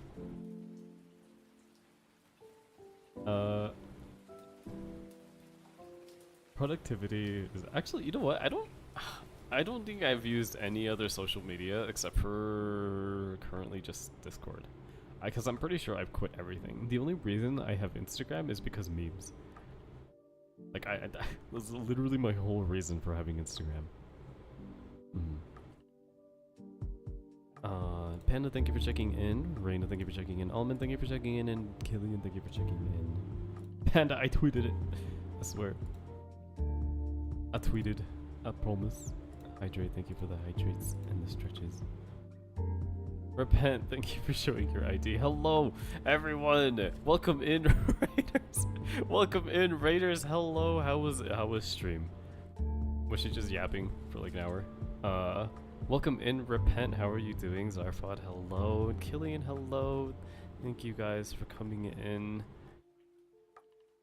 You can like scroll all the way up. Churro, welcome in as well. Black Iris, welcome in. I like how Rada's first thing is like, hi boss. And then I just started gaslighting Almond. Did your mic just see dang? What does that mean? Same brain cells, let's go. Oh, hey. Oh, yeah. How are we doing today? Mind if I take a seat? Welcome in, Sonic. Thank you for showing your ID. I almost said thank you for showing your sax. And I was just like, huh, okay. That's because sax is like right next to the redemption. Hey,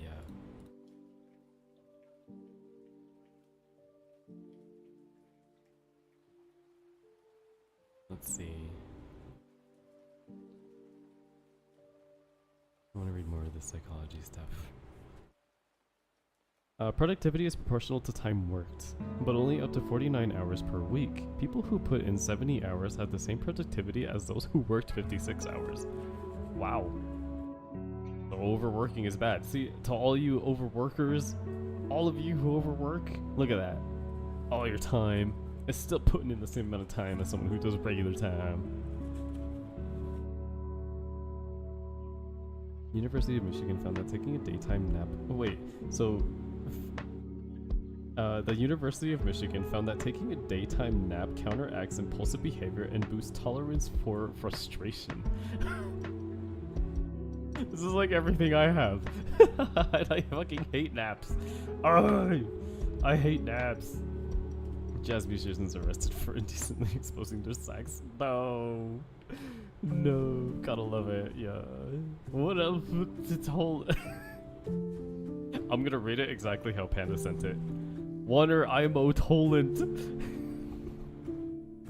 I just woke up from a nap. Oh, that means you should be you should have a boost of tolerance for frustration, and you no longer have impulsive behaviors.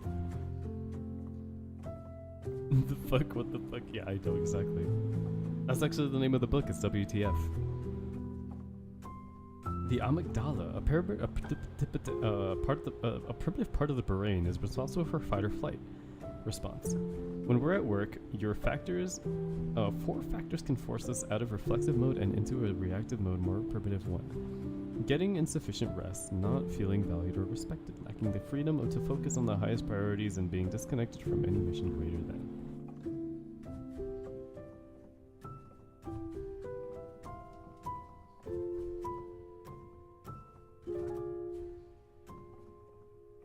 No wonder I'm so tolerant. Oh my god. Wait, okay, so Panda. I have to say this joke to you. My guy, those aren't naps you're taking, those are sleeps. Okay? You're also fucking so tired every time you wake up. Of course you're gonna be tolerant. You don't have time for bullshit, you just want to go back to bed. Oh god. I'm calling Panda out. This is an announcement. I'm here to call Panda out, and he knows it's true.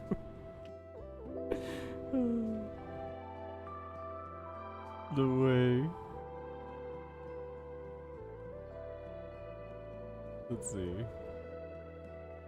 Oh, here it is. Look. Alright, for those of you.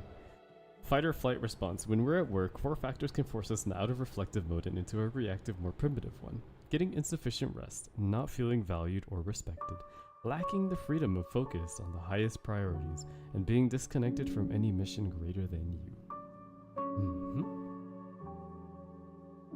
One alpha dog per pack. That's me. Like that. Okay. A leadership study, commonly referred to as the Cookie Monster experiment. Oh god, what is this? Man took an afternoon sleep. He really fucking did. Also, some of you are here. Since the guys are here, can you? I put in a filter for like the music to go down every time I talk. Is it working, or is the music still louder than me? Like I can't tell what it's suppressing or not. I can't tell what it suppresses. I don't know if it's suppressing me instead, actually. Let's see, filters. There's no filters. Oh, never mind. That's because it's on the mic. Oops.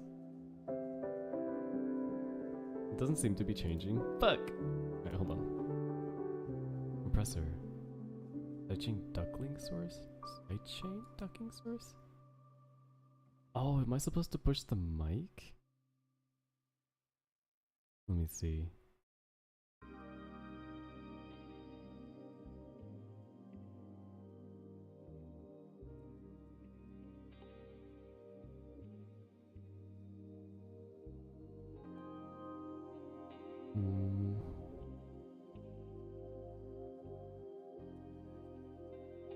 It doesn't seem to be.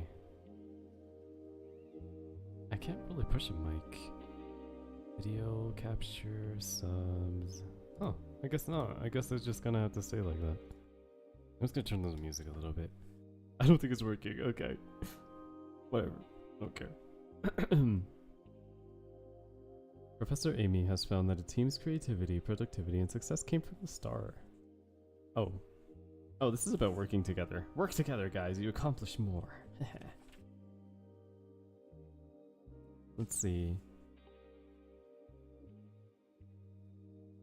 All behavior is inherited and has an adaptive evolutionary function. But what if nurture is the next generation's nature? Studies have shown that people born with no musical proclivities, but who nonetheless spend their lives practicing, bore children with native music talent.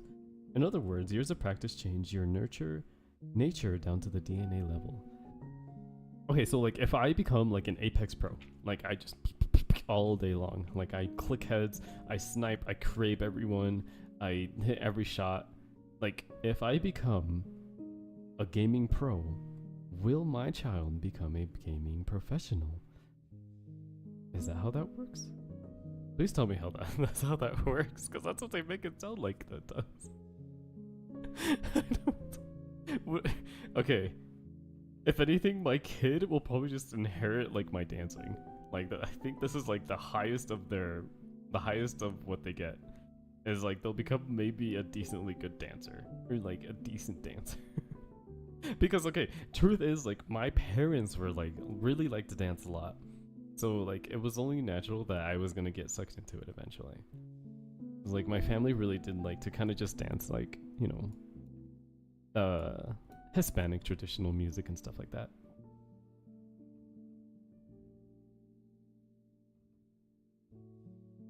What if like you're a Discord mod? Does that mean your child's gonna be a really good mod? Like is that what Churro's like? Is Churro's family just like Discord mods or like mods? Like when they grew up they just did like everything they could and now Churro like mods like 14 channels at a time? Is that why he's so good at it?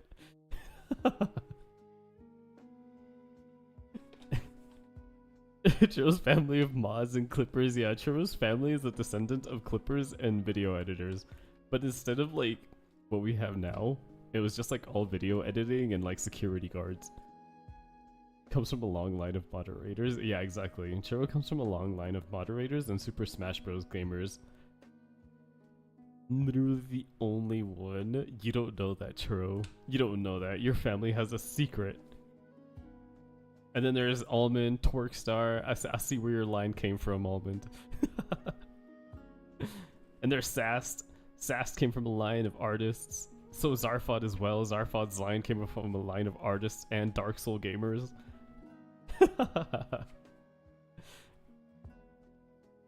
Killian's family is just like, every time I think of Killian, I was just like, I think Killian just has like a very, very like respected family. Where he's like, it's a long line of like very proud people. Your mom could secretly be one. Yeah, your mom could secretly be one, Churro. Does Repent the gamer too? Me and Repent come from a long line of Pokemon trainers. Actually, though, pretty sure Pokemon's just as old as we are. My family don't have an art and bone in their bodies. Oh fuck. It's okay, you got this. Nurture it into your people. Pokemon trainer is me. Now, there's a lot about Reina that I feel like she's gonna nurture into her kids. I don't know if being a trainer is one of them.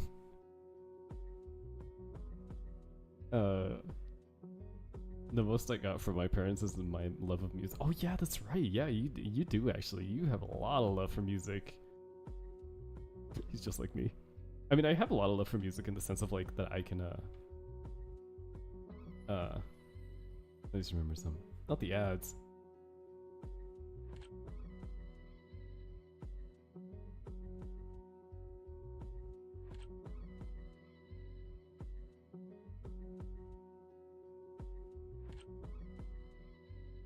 I need like an ad. Do I need an ads command? Do I need an odds? Do I need an ads thing where like people can say like when they're in an ad and stuff? Oh right. Also, that reminds me. I think. Oh shit. I think one thing that I was gonna mention earlier is that I tried to do. I was like, hey guys. Do you remember what the Apple logo looks like? And can you draw one? Can you draw the Apple logo without looking at any reference? Can you just straight up pull out your paint, your pencil, paper, and draw one? Okay, look. I'm gonna give you an idea of what I did, okay? I'm gonna pull out my magical notebook.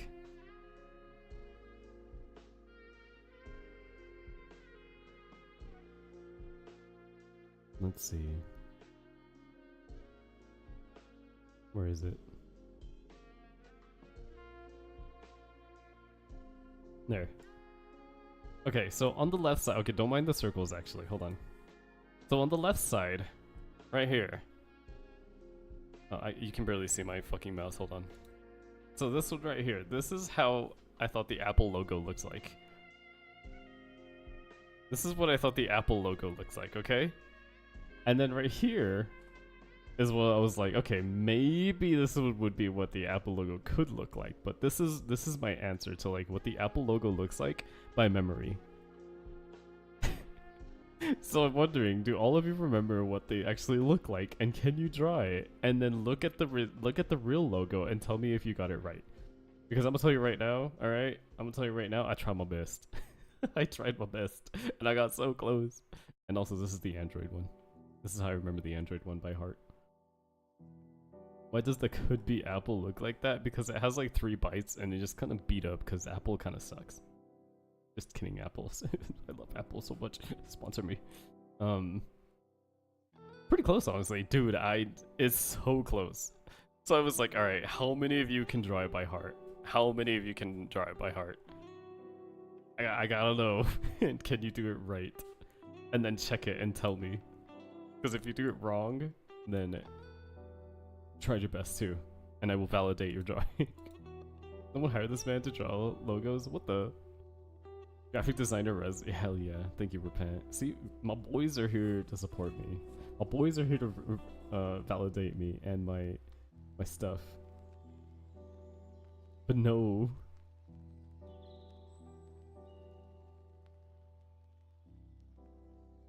Oh my god. There was one fun fact earlier that I was reading.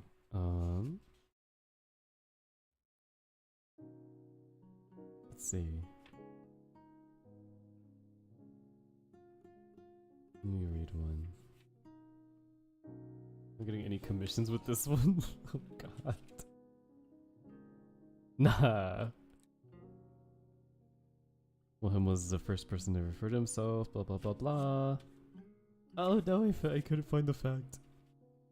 Oh, it says a... Oh wait, no, never mind. God damn it, I think I lost it. Moods are as contagious as germs. That one was really cool. This was like about like how like everyone's like kind of mood around the room will affect you. I think that's true, right? Actually pretty true. I think they call us like emotional conductors, because like it's all about like, if you go into a room and everyone's like really happy and energetic, like, do you feel that same way or do you get scared? Like, because I know a lot of people who have anxiety too. They're like really scared to be that outgoing. Like I have a lot of friends who like, you know, they'll be in a room full of happy people and they'll either try to match the energy or they'll try to like really kind of just like shut down. But I think it's so cool how like mood, like depending on the mood from somebody can just entirely change your mood. It's kind of like music. I can't be the only one who is like affected by music, right? Like whatever song you choose is like that's the mood you're in. Like you listen to a rock song, you're ready to smash things apart or you're ready to work hard on something. Like your working hard music is different than my working hard music. Like I could listen to lo-fi and then just work hard. Like someone else could listen to rock, EDM. Like it's kind of cool. I've always liked that. My calming music, my calming music is just straight LSD hit jams with EDM. That's my calm. I listen to hard dubstep and just sleep. This has the art mode to be the graphic designer. Thank you. Preach. I'm very empathetic to, so yes, I do just vibe in. Eurobeat music is me going, dude. Eurobeat music is so good. Like, I think Eurobeat, like when it was started releasing, was really popular, and I think at this point now it's kind of like underrated. But Eurobeat is so fun. It's so energetic. I think I like, oh god, I like so many music, so much song, so much music.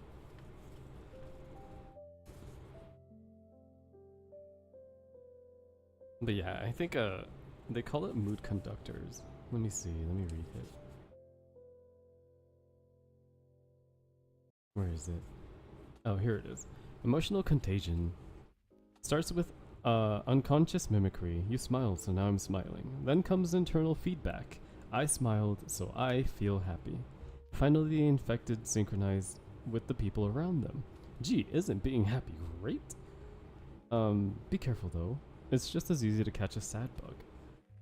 In a 2002 study of the ripple effect emotional contagion and its influence on group behavior. Wow, that is a fucking title of a book. Holy shit. Siegel Barset describes people as walking mood conductors. Inductors, not conductors, sorry. Influencing and being influenced by the mood of others. So yeah, our moods get swayed so easily.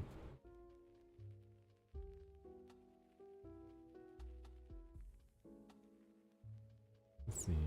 Is that a Nightcore? Is that or Nightcore? Mainly the old ones. Dude, old Nightcore is great. God, Nightcore. Alright, who's ready to go to the club? What are these videos? Hold on. What was it?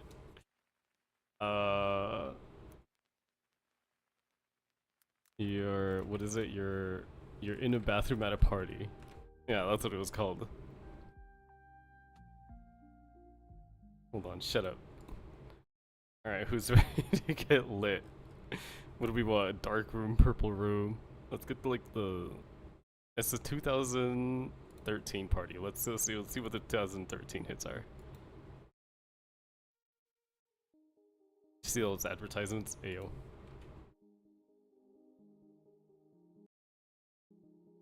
Alright.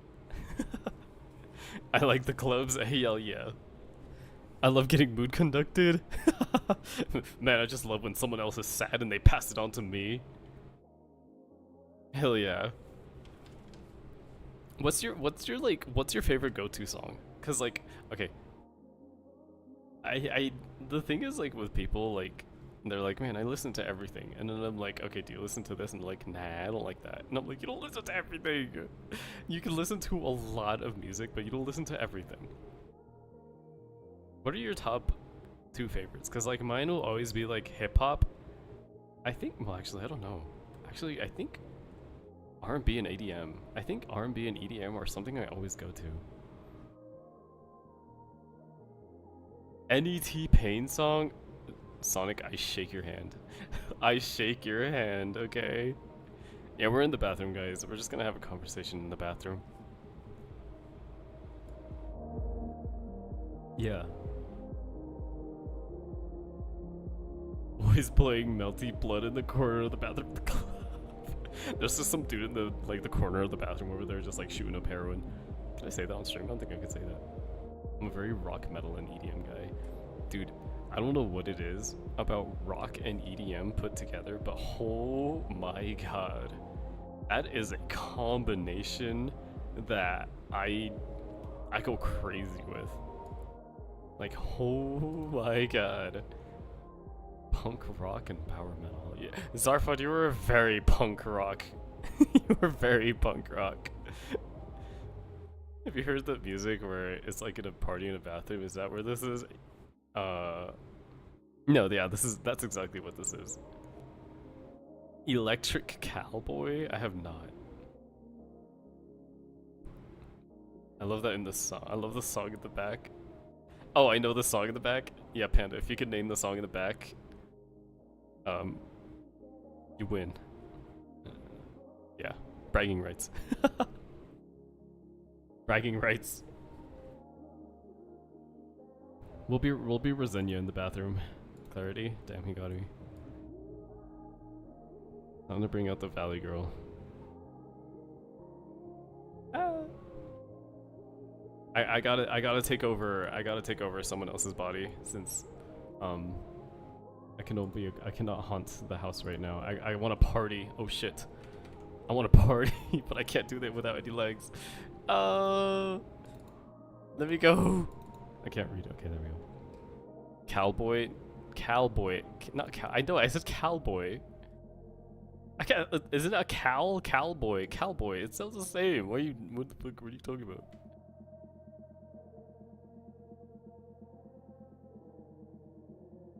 There. Alright. We meet up at the club. I come in here with the Red Bull. I hand it to you. What do you do? Scenario. You guys go. Go. It's your turn. Tell me what you gonna do. There better be vodka attached to that Red Bull. Oh my god. Almond, dude. Crazy. Song is in the library.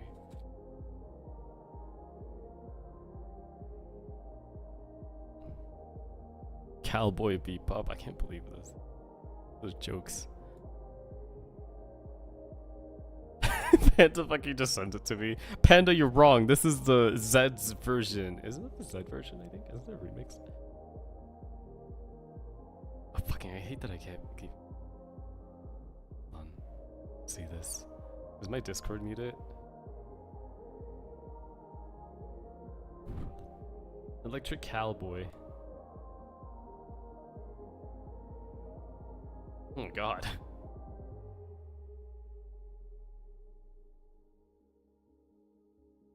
Oh my god.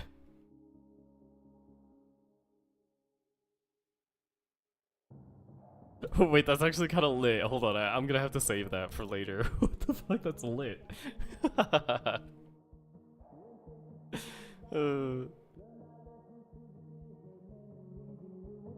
That's funny as fuck. Has anyone ever actually been to a club? Like, I know like a lot of like... How many people have actually been to a club? Because I feel like there's actually a very limited amount of people who've actually been to a club from what I've seen here.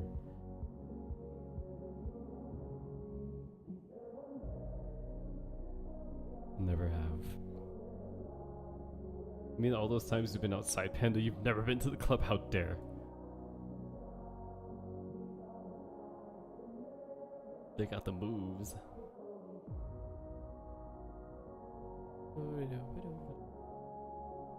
Every time we touch, oh my god, you have to send that one. Pish. Yes, me never have. They got the moves. They did a cover. Touch. Oops. I don't go out. I'm sorry. It's okay.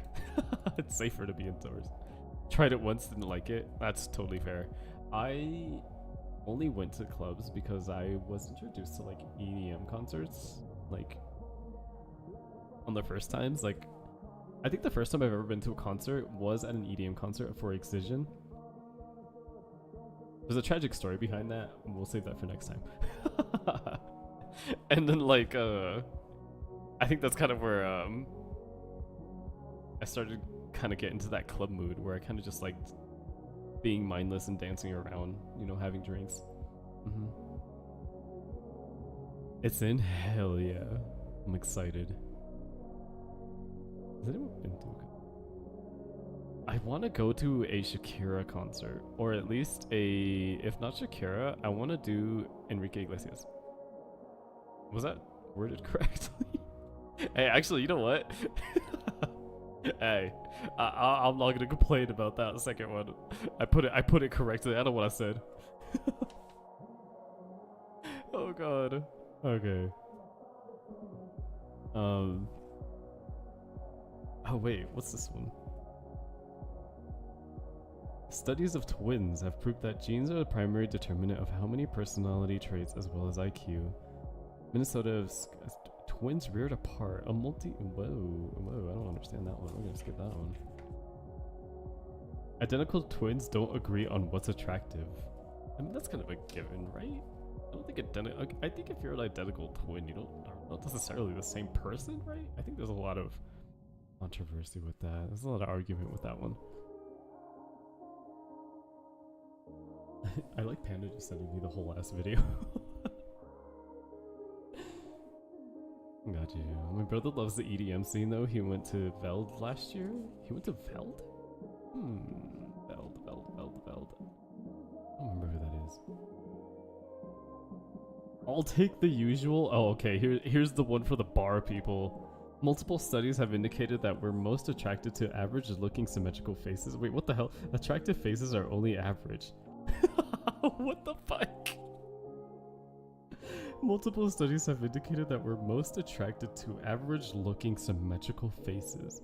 Attractive faces are only average. A landmark study published in Psychological Science showed that composite images assembled from multiple faces were judged more attractive than individuals' faces. Psychologists believe that this is due to koinophilia, a term derived from the Greek koinos, meaning the usual, and philos, meaning fondness. The evolutionary hypothesis is that we prefer partners with average features because those on the extreme may contain mutations. Whoa, what the? Mutations? I don't know if I want to get into that conversation. That's a... What the fuck? Where did this cat come from? I don't know. Where did that cat come from? Who there? In 2006, a team of Israeli scientists developed software to perform digital face beautification. Essentially, they can scan someone's face, and the software will enhance its symmetry and correct any bugs to make it scientifically more beautiful. Did they really just said, man, you ugly, we're gonna science the hell out of you, and you're gonna be so attractive? God damn, it's almost like Botox. Or plastic surgery. How does it feel? How does it feel for a scientist to be like, oh? How does it feel for a scientist to just be like, uh-oh, can't believe this. Wait, oh, that's the wrong one, Panda. I know what you're going for. Why is it so big? Why you got a big ass head? Damn. I can't have her here in the club. I thought you wanted the other one. What was I saying? I'll take it. I can't believe this. Every time we touch it. God, Killy, that looks so great. Science is literally just throwing it into your face like, you kind of ugly. Hey, do you want to look better? Do you just want to look better? Don't worry. We have the technology to make you look even better. We will make you look to what we assume is beautiful. That's so fucked up. I don't know why, but you kind of look like the kudu meme. Kudu, kudu, kudu, kudu. My voice almost cracked. In a 2012 study, men and women tried on different wigs to determine their hair color's effect on courtship. Perhaps unsurprisingly, men approached the women wearing blonde wigs more frequently than they did their raven-haired counterparts. Their raven-haired counterparts. Previous studies had shown that blonde women also receive more money when fundraising door to door and get more tips when waitress. Oh my god. Women, however, did not return the sentiment. Blonde men struck out just as frequently as brown-haired men. Oh no! That's so fucked up. Women.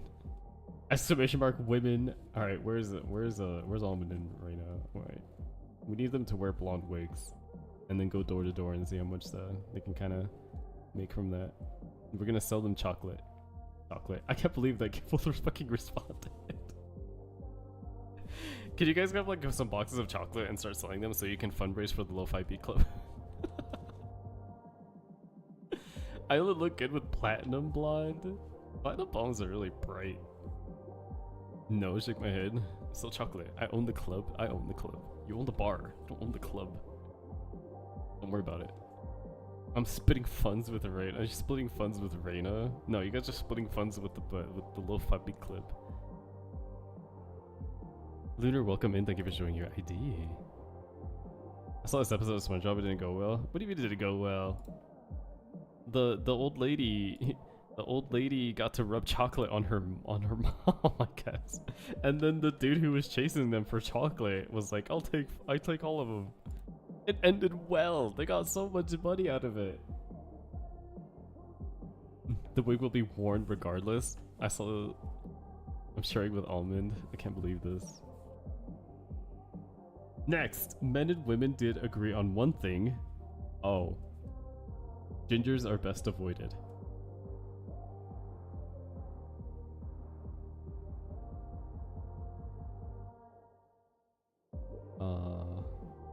I have no words for that. We're just gonna let that one be. We're gonna let that one linger there, and we continue. Redheads are twice as likely to avoid the dentist. Reason? They're significantly more sensitive to pain and require 20% more anesthetics to reach an optimum dose. Light skin and freckles come from a mutation to the MC1R gene, which influences pain sensitivity and, in most people anyway, turns red pigments to brown. Whoa. That's kind of painful.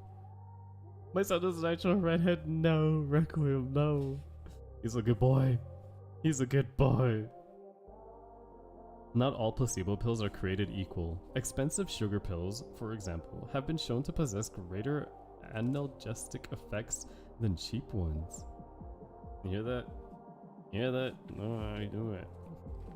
Your body has two systems for understanding pain. One is sensory, related to the type of magnitude of the stimulus. Did I stub my toe or cut myself with a chainsaw? Oh my god, that's a jump in pain. Like, oh my god, I just hit the coffee table. Or like, oh my god, I think a chainsaw just cut my toe off. The other is an emotional system that determines how you feel about the pain and is influenced by such factors as your past history with the stimulus. This means you can minimize pain with positive emotion or intensify it with negative ones. Okay, so basically coffee table, right? You hit your toe on it. You will do one of two things. You will cry and realize how dumb you were and just cry.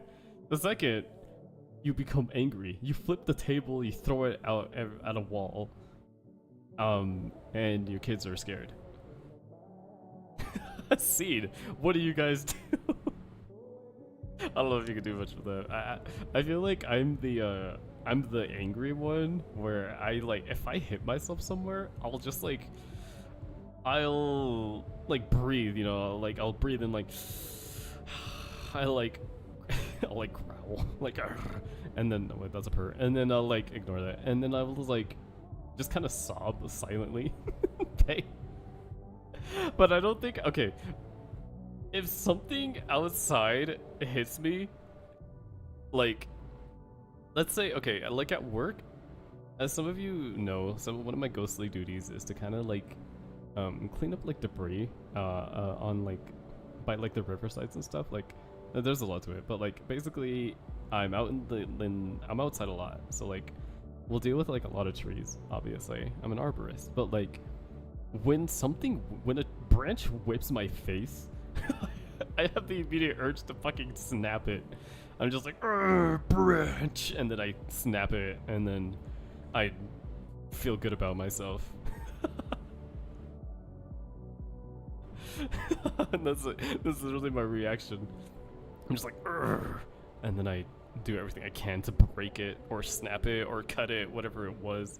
Because I'm gonna tell you right now, like light whips like hurt. They fucking hurt, okay? God. But I know a lot of you will just cry because you're weak, little snobby gremlins. Not me. I get angry. I grar, and then I break things. Don't make me mad, alright? I'm just saying right now. Be afraid. Scared. Fear. Ah. Anyway, mindfulness and meditation. Oh, reduces pain more effectively than either a placebo or sham mindfulness. As researchers called the phony breathing techniques, they taught one group of participants. Their 2015 study, published in the Journal of Neuroscience, is the first to distinguish mindfulness meditation as mechanistically different from other pain relievers. Mindfulness activities neural regions related to thinking and emotions, whereas placebos work by deactivating regions related to sensation. Get mad. Anger, rage, I break window, I fucking all the way over here somewhere. What do I do? I can't reach the sink. Help. Never mind.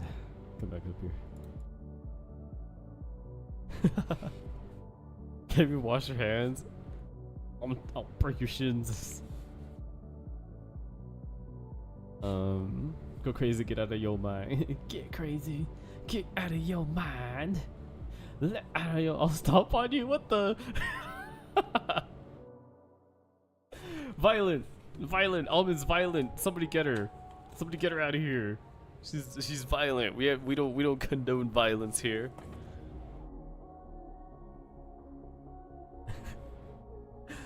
Mindfulness based stress reduction and cognitive therapy have been shown to alleviate mental distress suffered by patients with cancer.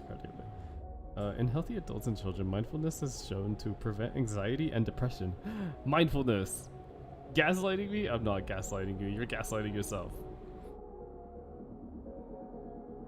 See, look, Almond, see, look, mindfulness, okay? Stress reduction and cognitive therapy have been shown to alleviate mental distress suffered by patients with cancer, cardiovascular disease, chronic pain, depression, and anxiety, as well as improve their quality of life. In healthy adults and children, mindfulness has been shown to prevent anxiety and depression. See, be mindful, Almond. You'll be less angry. That's all you gotta do. Be less angry. Fake science? I can't believe this.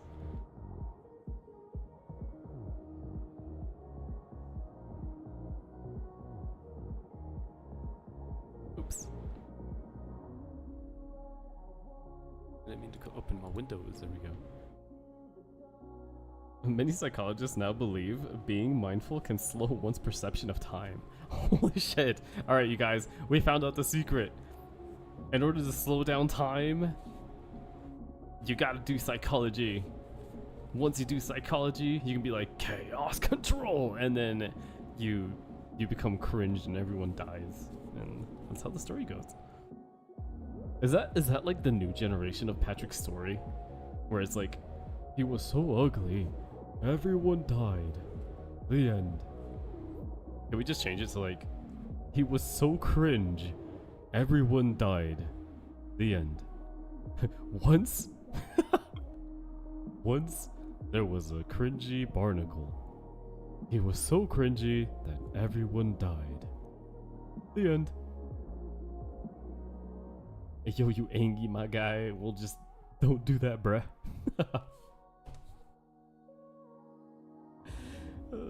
Once there was a cringy almond, and so cringy everyone died. I'm done gaslighting her for now. Are you even listening to me? Oh god, what is this book? Are you even listening to me? A 2015 published in the Journal of Neuroscience offers proof that we suffer from inattentional deafness.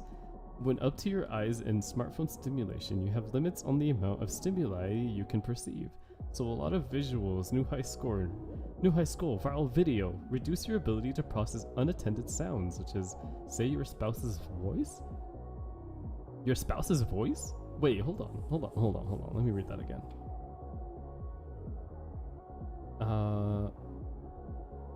So proof that we suffer from inattentional deafness. When up to your eyes in smartphone stimulation, you have limits on the amount of stimuli you can perceive. So a lot of visuals, new high score, viral video, reduce your ability to process unattended sounds, such as, say, your spouse's voice. Requiem, is this true? Is this true? Oh god. Alright, we went to a different bathroom. My wife disagrees that there is no reason for me to even not hear her. Oh god. Women. Wait, hold on.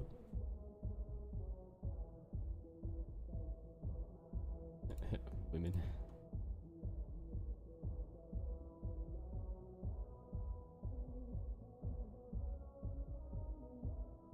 Yeah. Hands up, baby. Sometimes saying, hey, you better let go. I want a mother till the night. Cause we gon' rock this club. We gon' ball all night. We gon' light it up like it's dynamite. In other words, even if I have a valid reason, it's not valid. Oh god. I'm sorry, Wick. Women. I'm just gonna gaslight everyone today.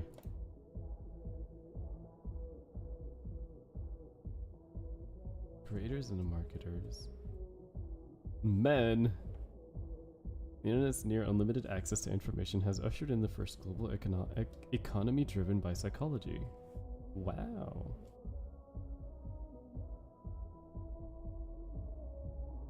Your brain treats the pain of social rejection the same way it treats physical pain, which is why studies proved acetaminophen dulls both kinds.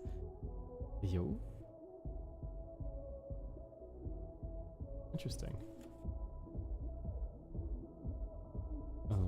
Let's see.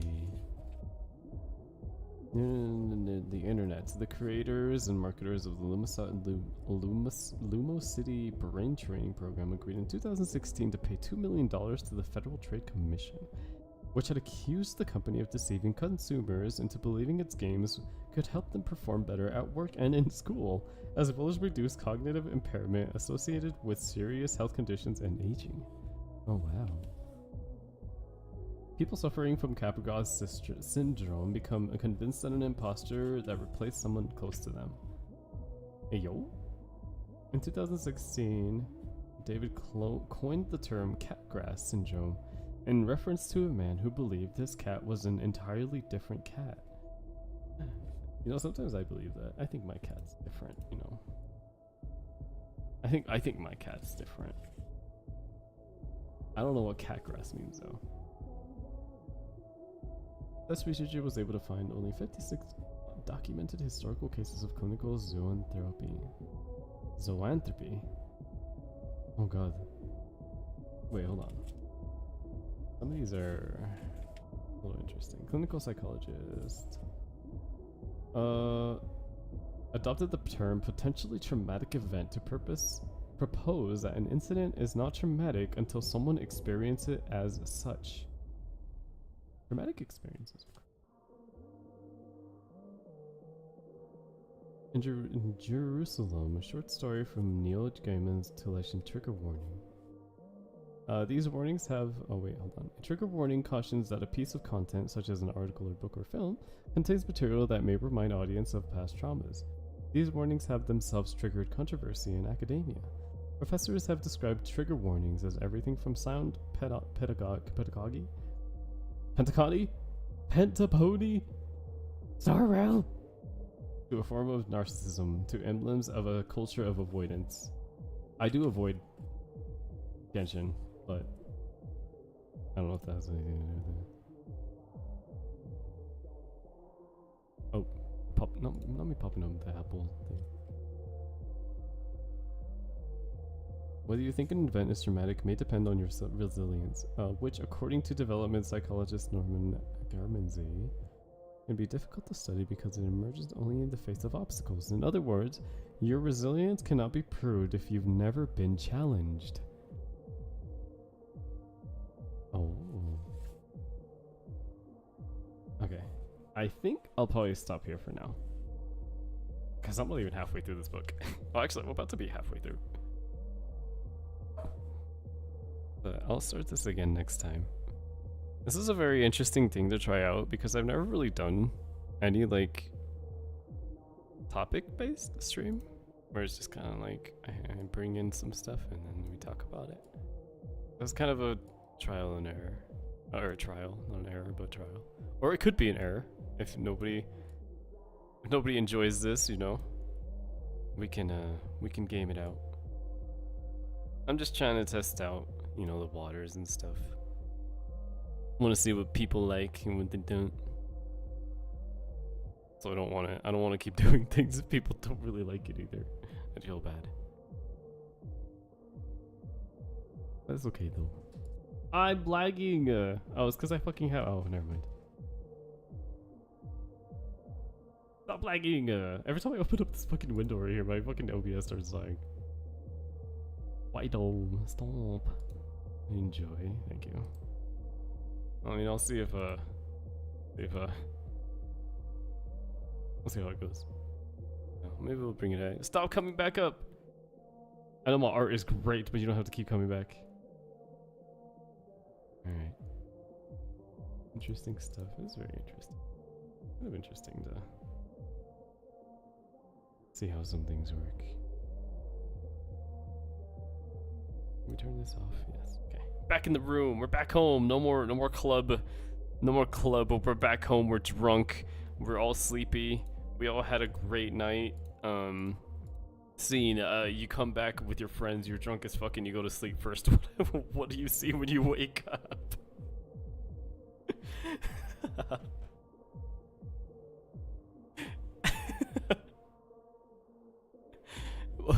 It's just gonna be the event of like, I wake up, my face is smeared with markers. No, I gotta do my skincare before I pass out. Oh, yeah. 7 a.m. yapping. Good lord. Women. They just don't go to bed. Me, I'd just be like, we done. I'm going to bed. Night. What do you mean, men? Listen, skincare can be done tomorrow, okay? That's a tomorrow thing. That's a morning thing. You can do that whenever you want. But if we come home and we just had a long ass night, you can wait. Every day counts. No, it doesn't. Skipping one day won't hurt you. It doesn't hurt you. You're just paranoid.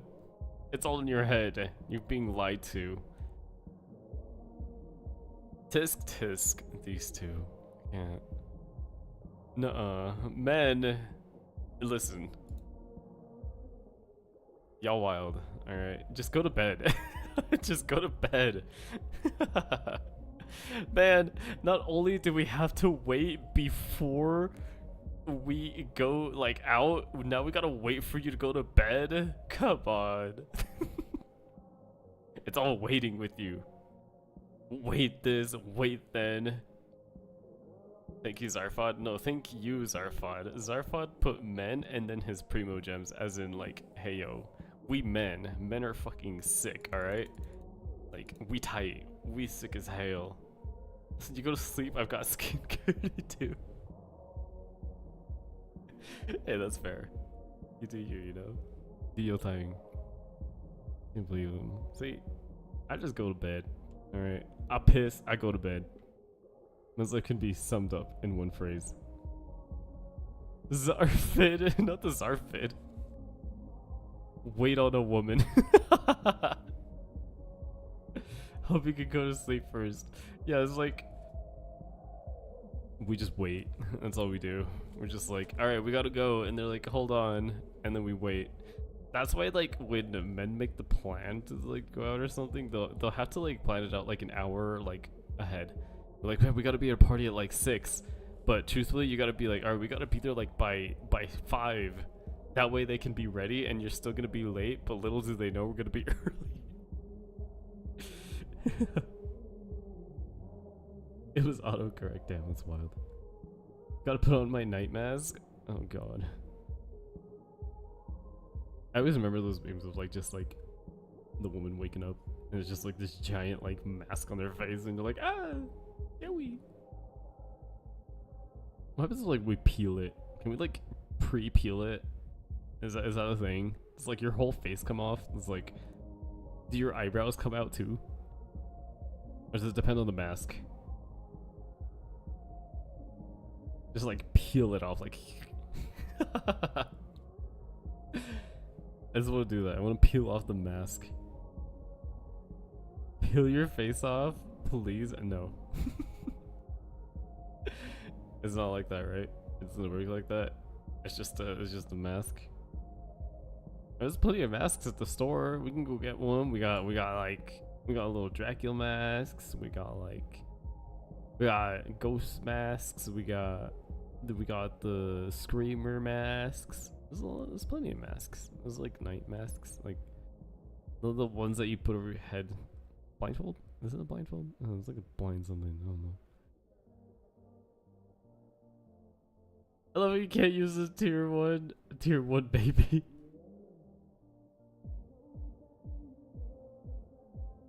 Wait, can you not Zarfod? Is it a tier 1? Oh, did I make? Oh yeah, I did. I put yours to tier 2, so it's more incentive. Zarfod's right though. I might actually move that one down to tier 1 because I think I put it up there too because I was like, I don't know what to take out. I'll put it on the second one. Don't worry, it's a backup. I didn't want to make it the basic one. I was like, nah, Zarfod can't have the basic free emote. He's gonna be up top. Actually, I do need a hello though. Oh, did I put the one that Dolly made? I did put in the one that Dolly made. I can't because I break out from them. Wait, you break out from them? You break out from the masks? Are you wearing masks to fix your face, but at the end of the day, the mask still ruins you? Is that what you're saying? If it's overnight? You mean if it's overnight?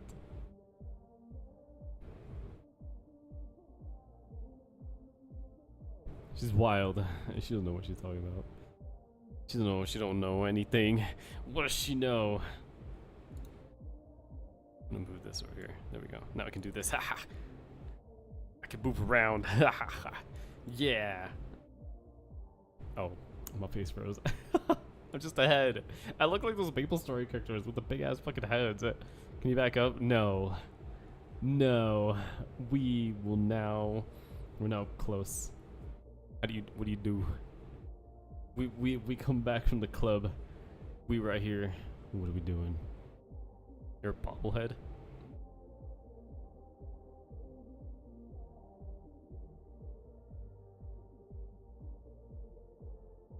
Smacks your face. True. Same, honestly. Or headbutt. Wild. Violence. See, look, Almond, you need more naps. I think Almond needs more naps. It's too violent. I understand the personal space, but my goodness. So violent. Tisk tisk. Overnight mask. Maple Story MC for real. Yeah, I know. Maple Story big ass heads. Can I like on the table right here? Hell yeah. Hell yeah. This is my average size. Right here. This is me. Right there. I'm bigger than the TV. Look at that. Look at that. Big as fuck. Big Maya. Where else can I go? Can I sit over here? Can I get on the table? There we go. Look at that. Hey. This is a figurine. Figurine size, pop toy size. God, I can't fucking see myself. Troublemaker. Table. Oh, let's see, stand on a chair. Oh my God, I can move myself everywhere.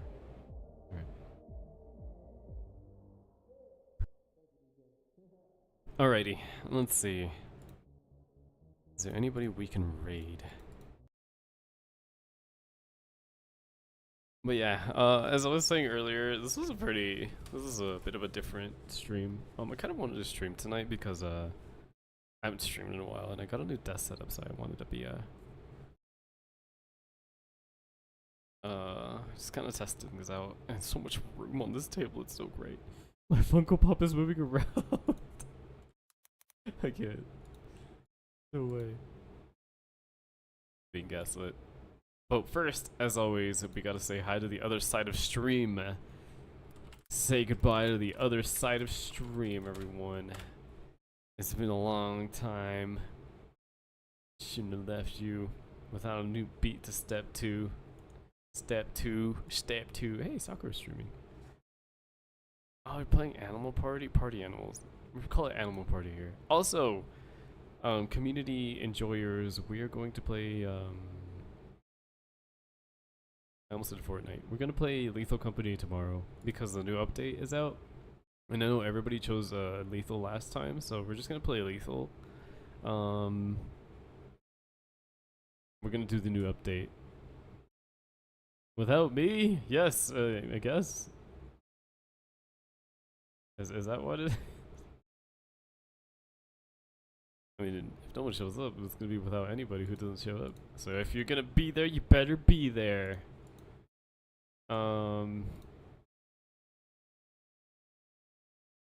Let's see. Adidu. What time? I mean, it's usually gonna be around this time as always. As our normal time. You collab with Reina? I'm happy for you. You got this. Minnie's playing Pokemon? No.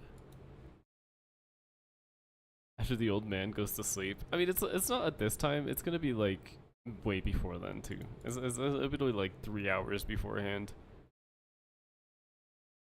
Democracy simulation. Minnie's playing Pokemon. Actually, we're just gonna send you all to the darkness. Fuck it.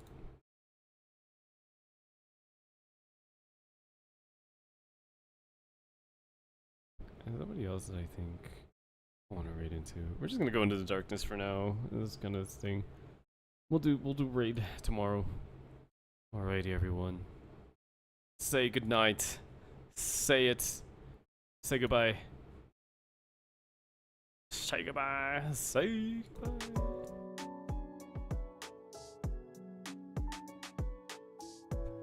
Yes. Yes, have a good night, everybody. We're going into the void. Thank you guys for coming in. This is a very interesting stream of just interesting facts and just some chatting, so we'll see if I can do this again next time.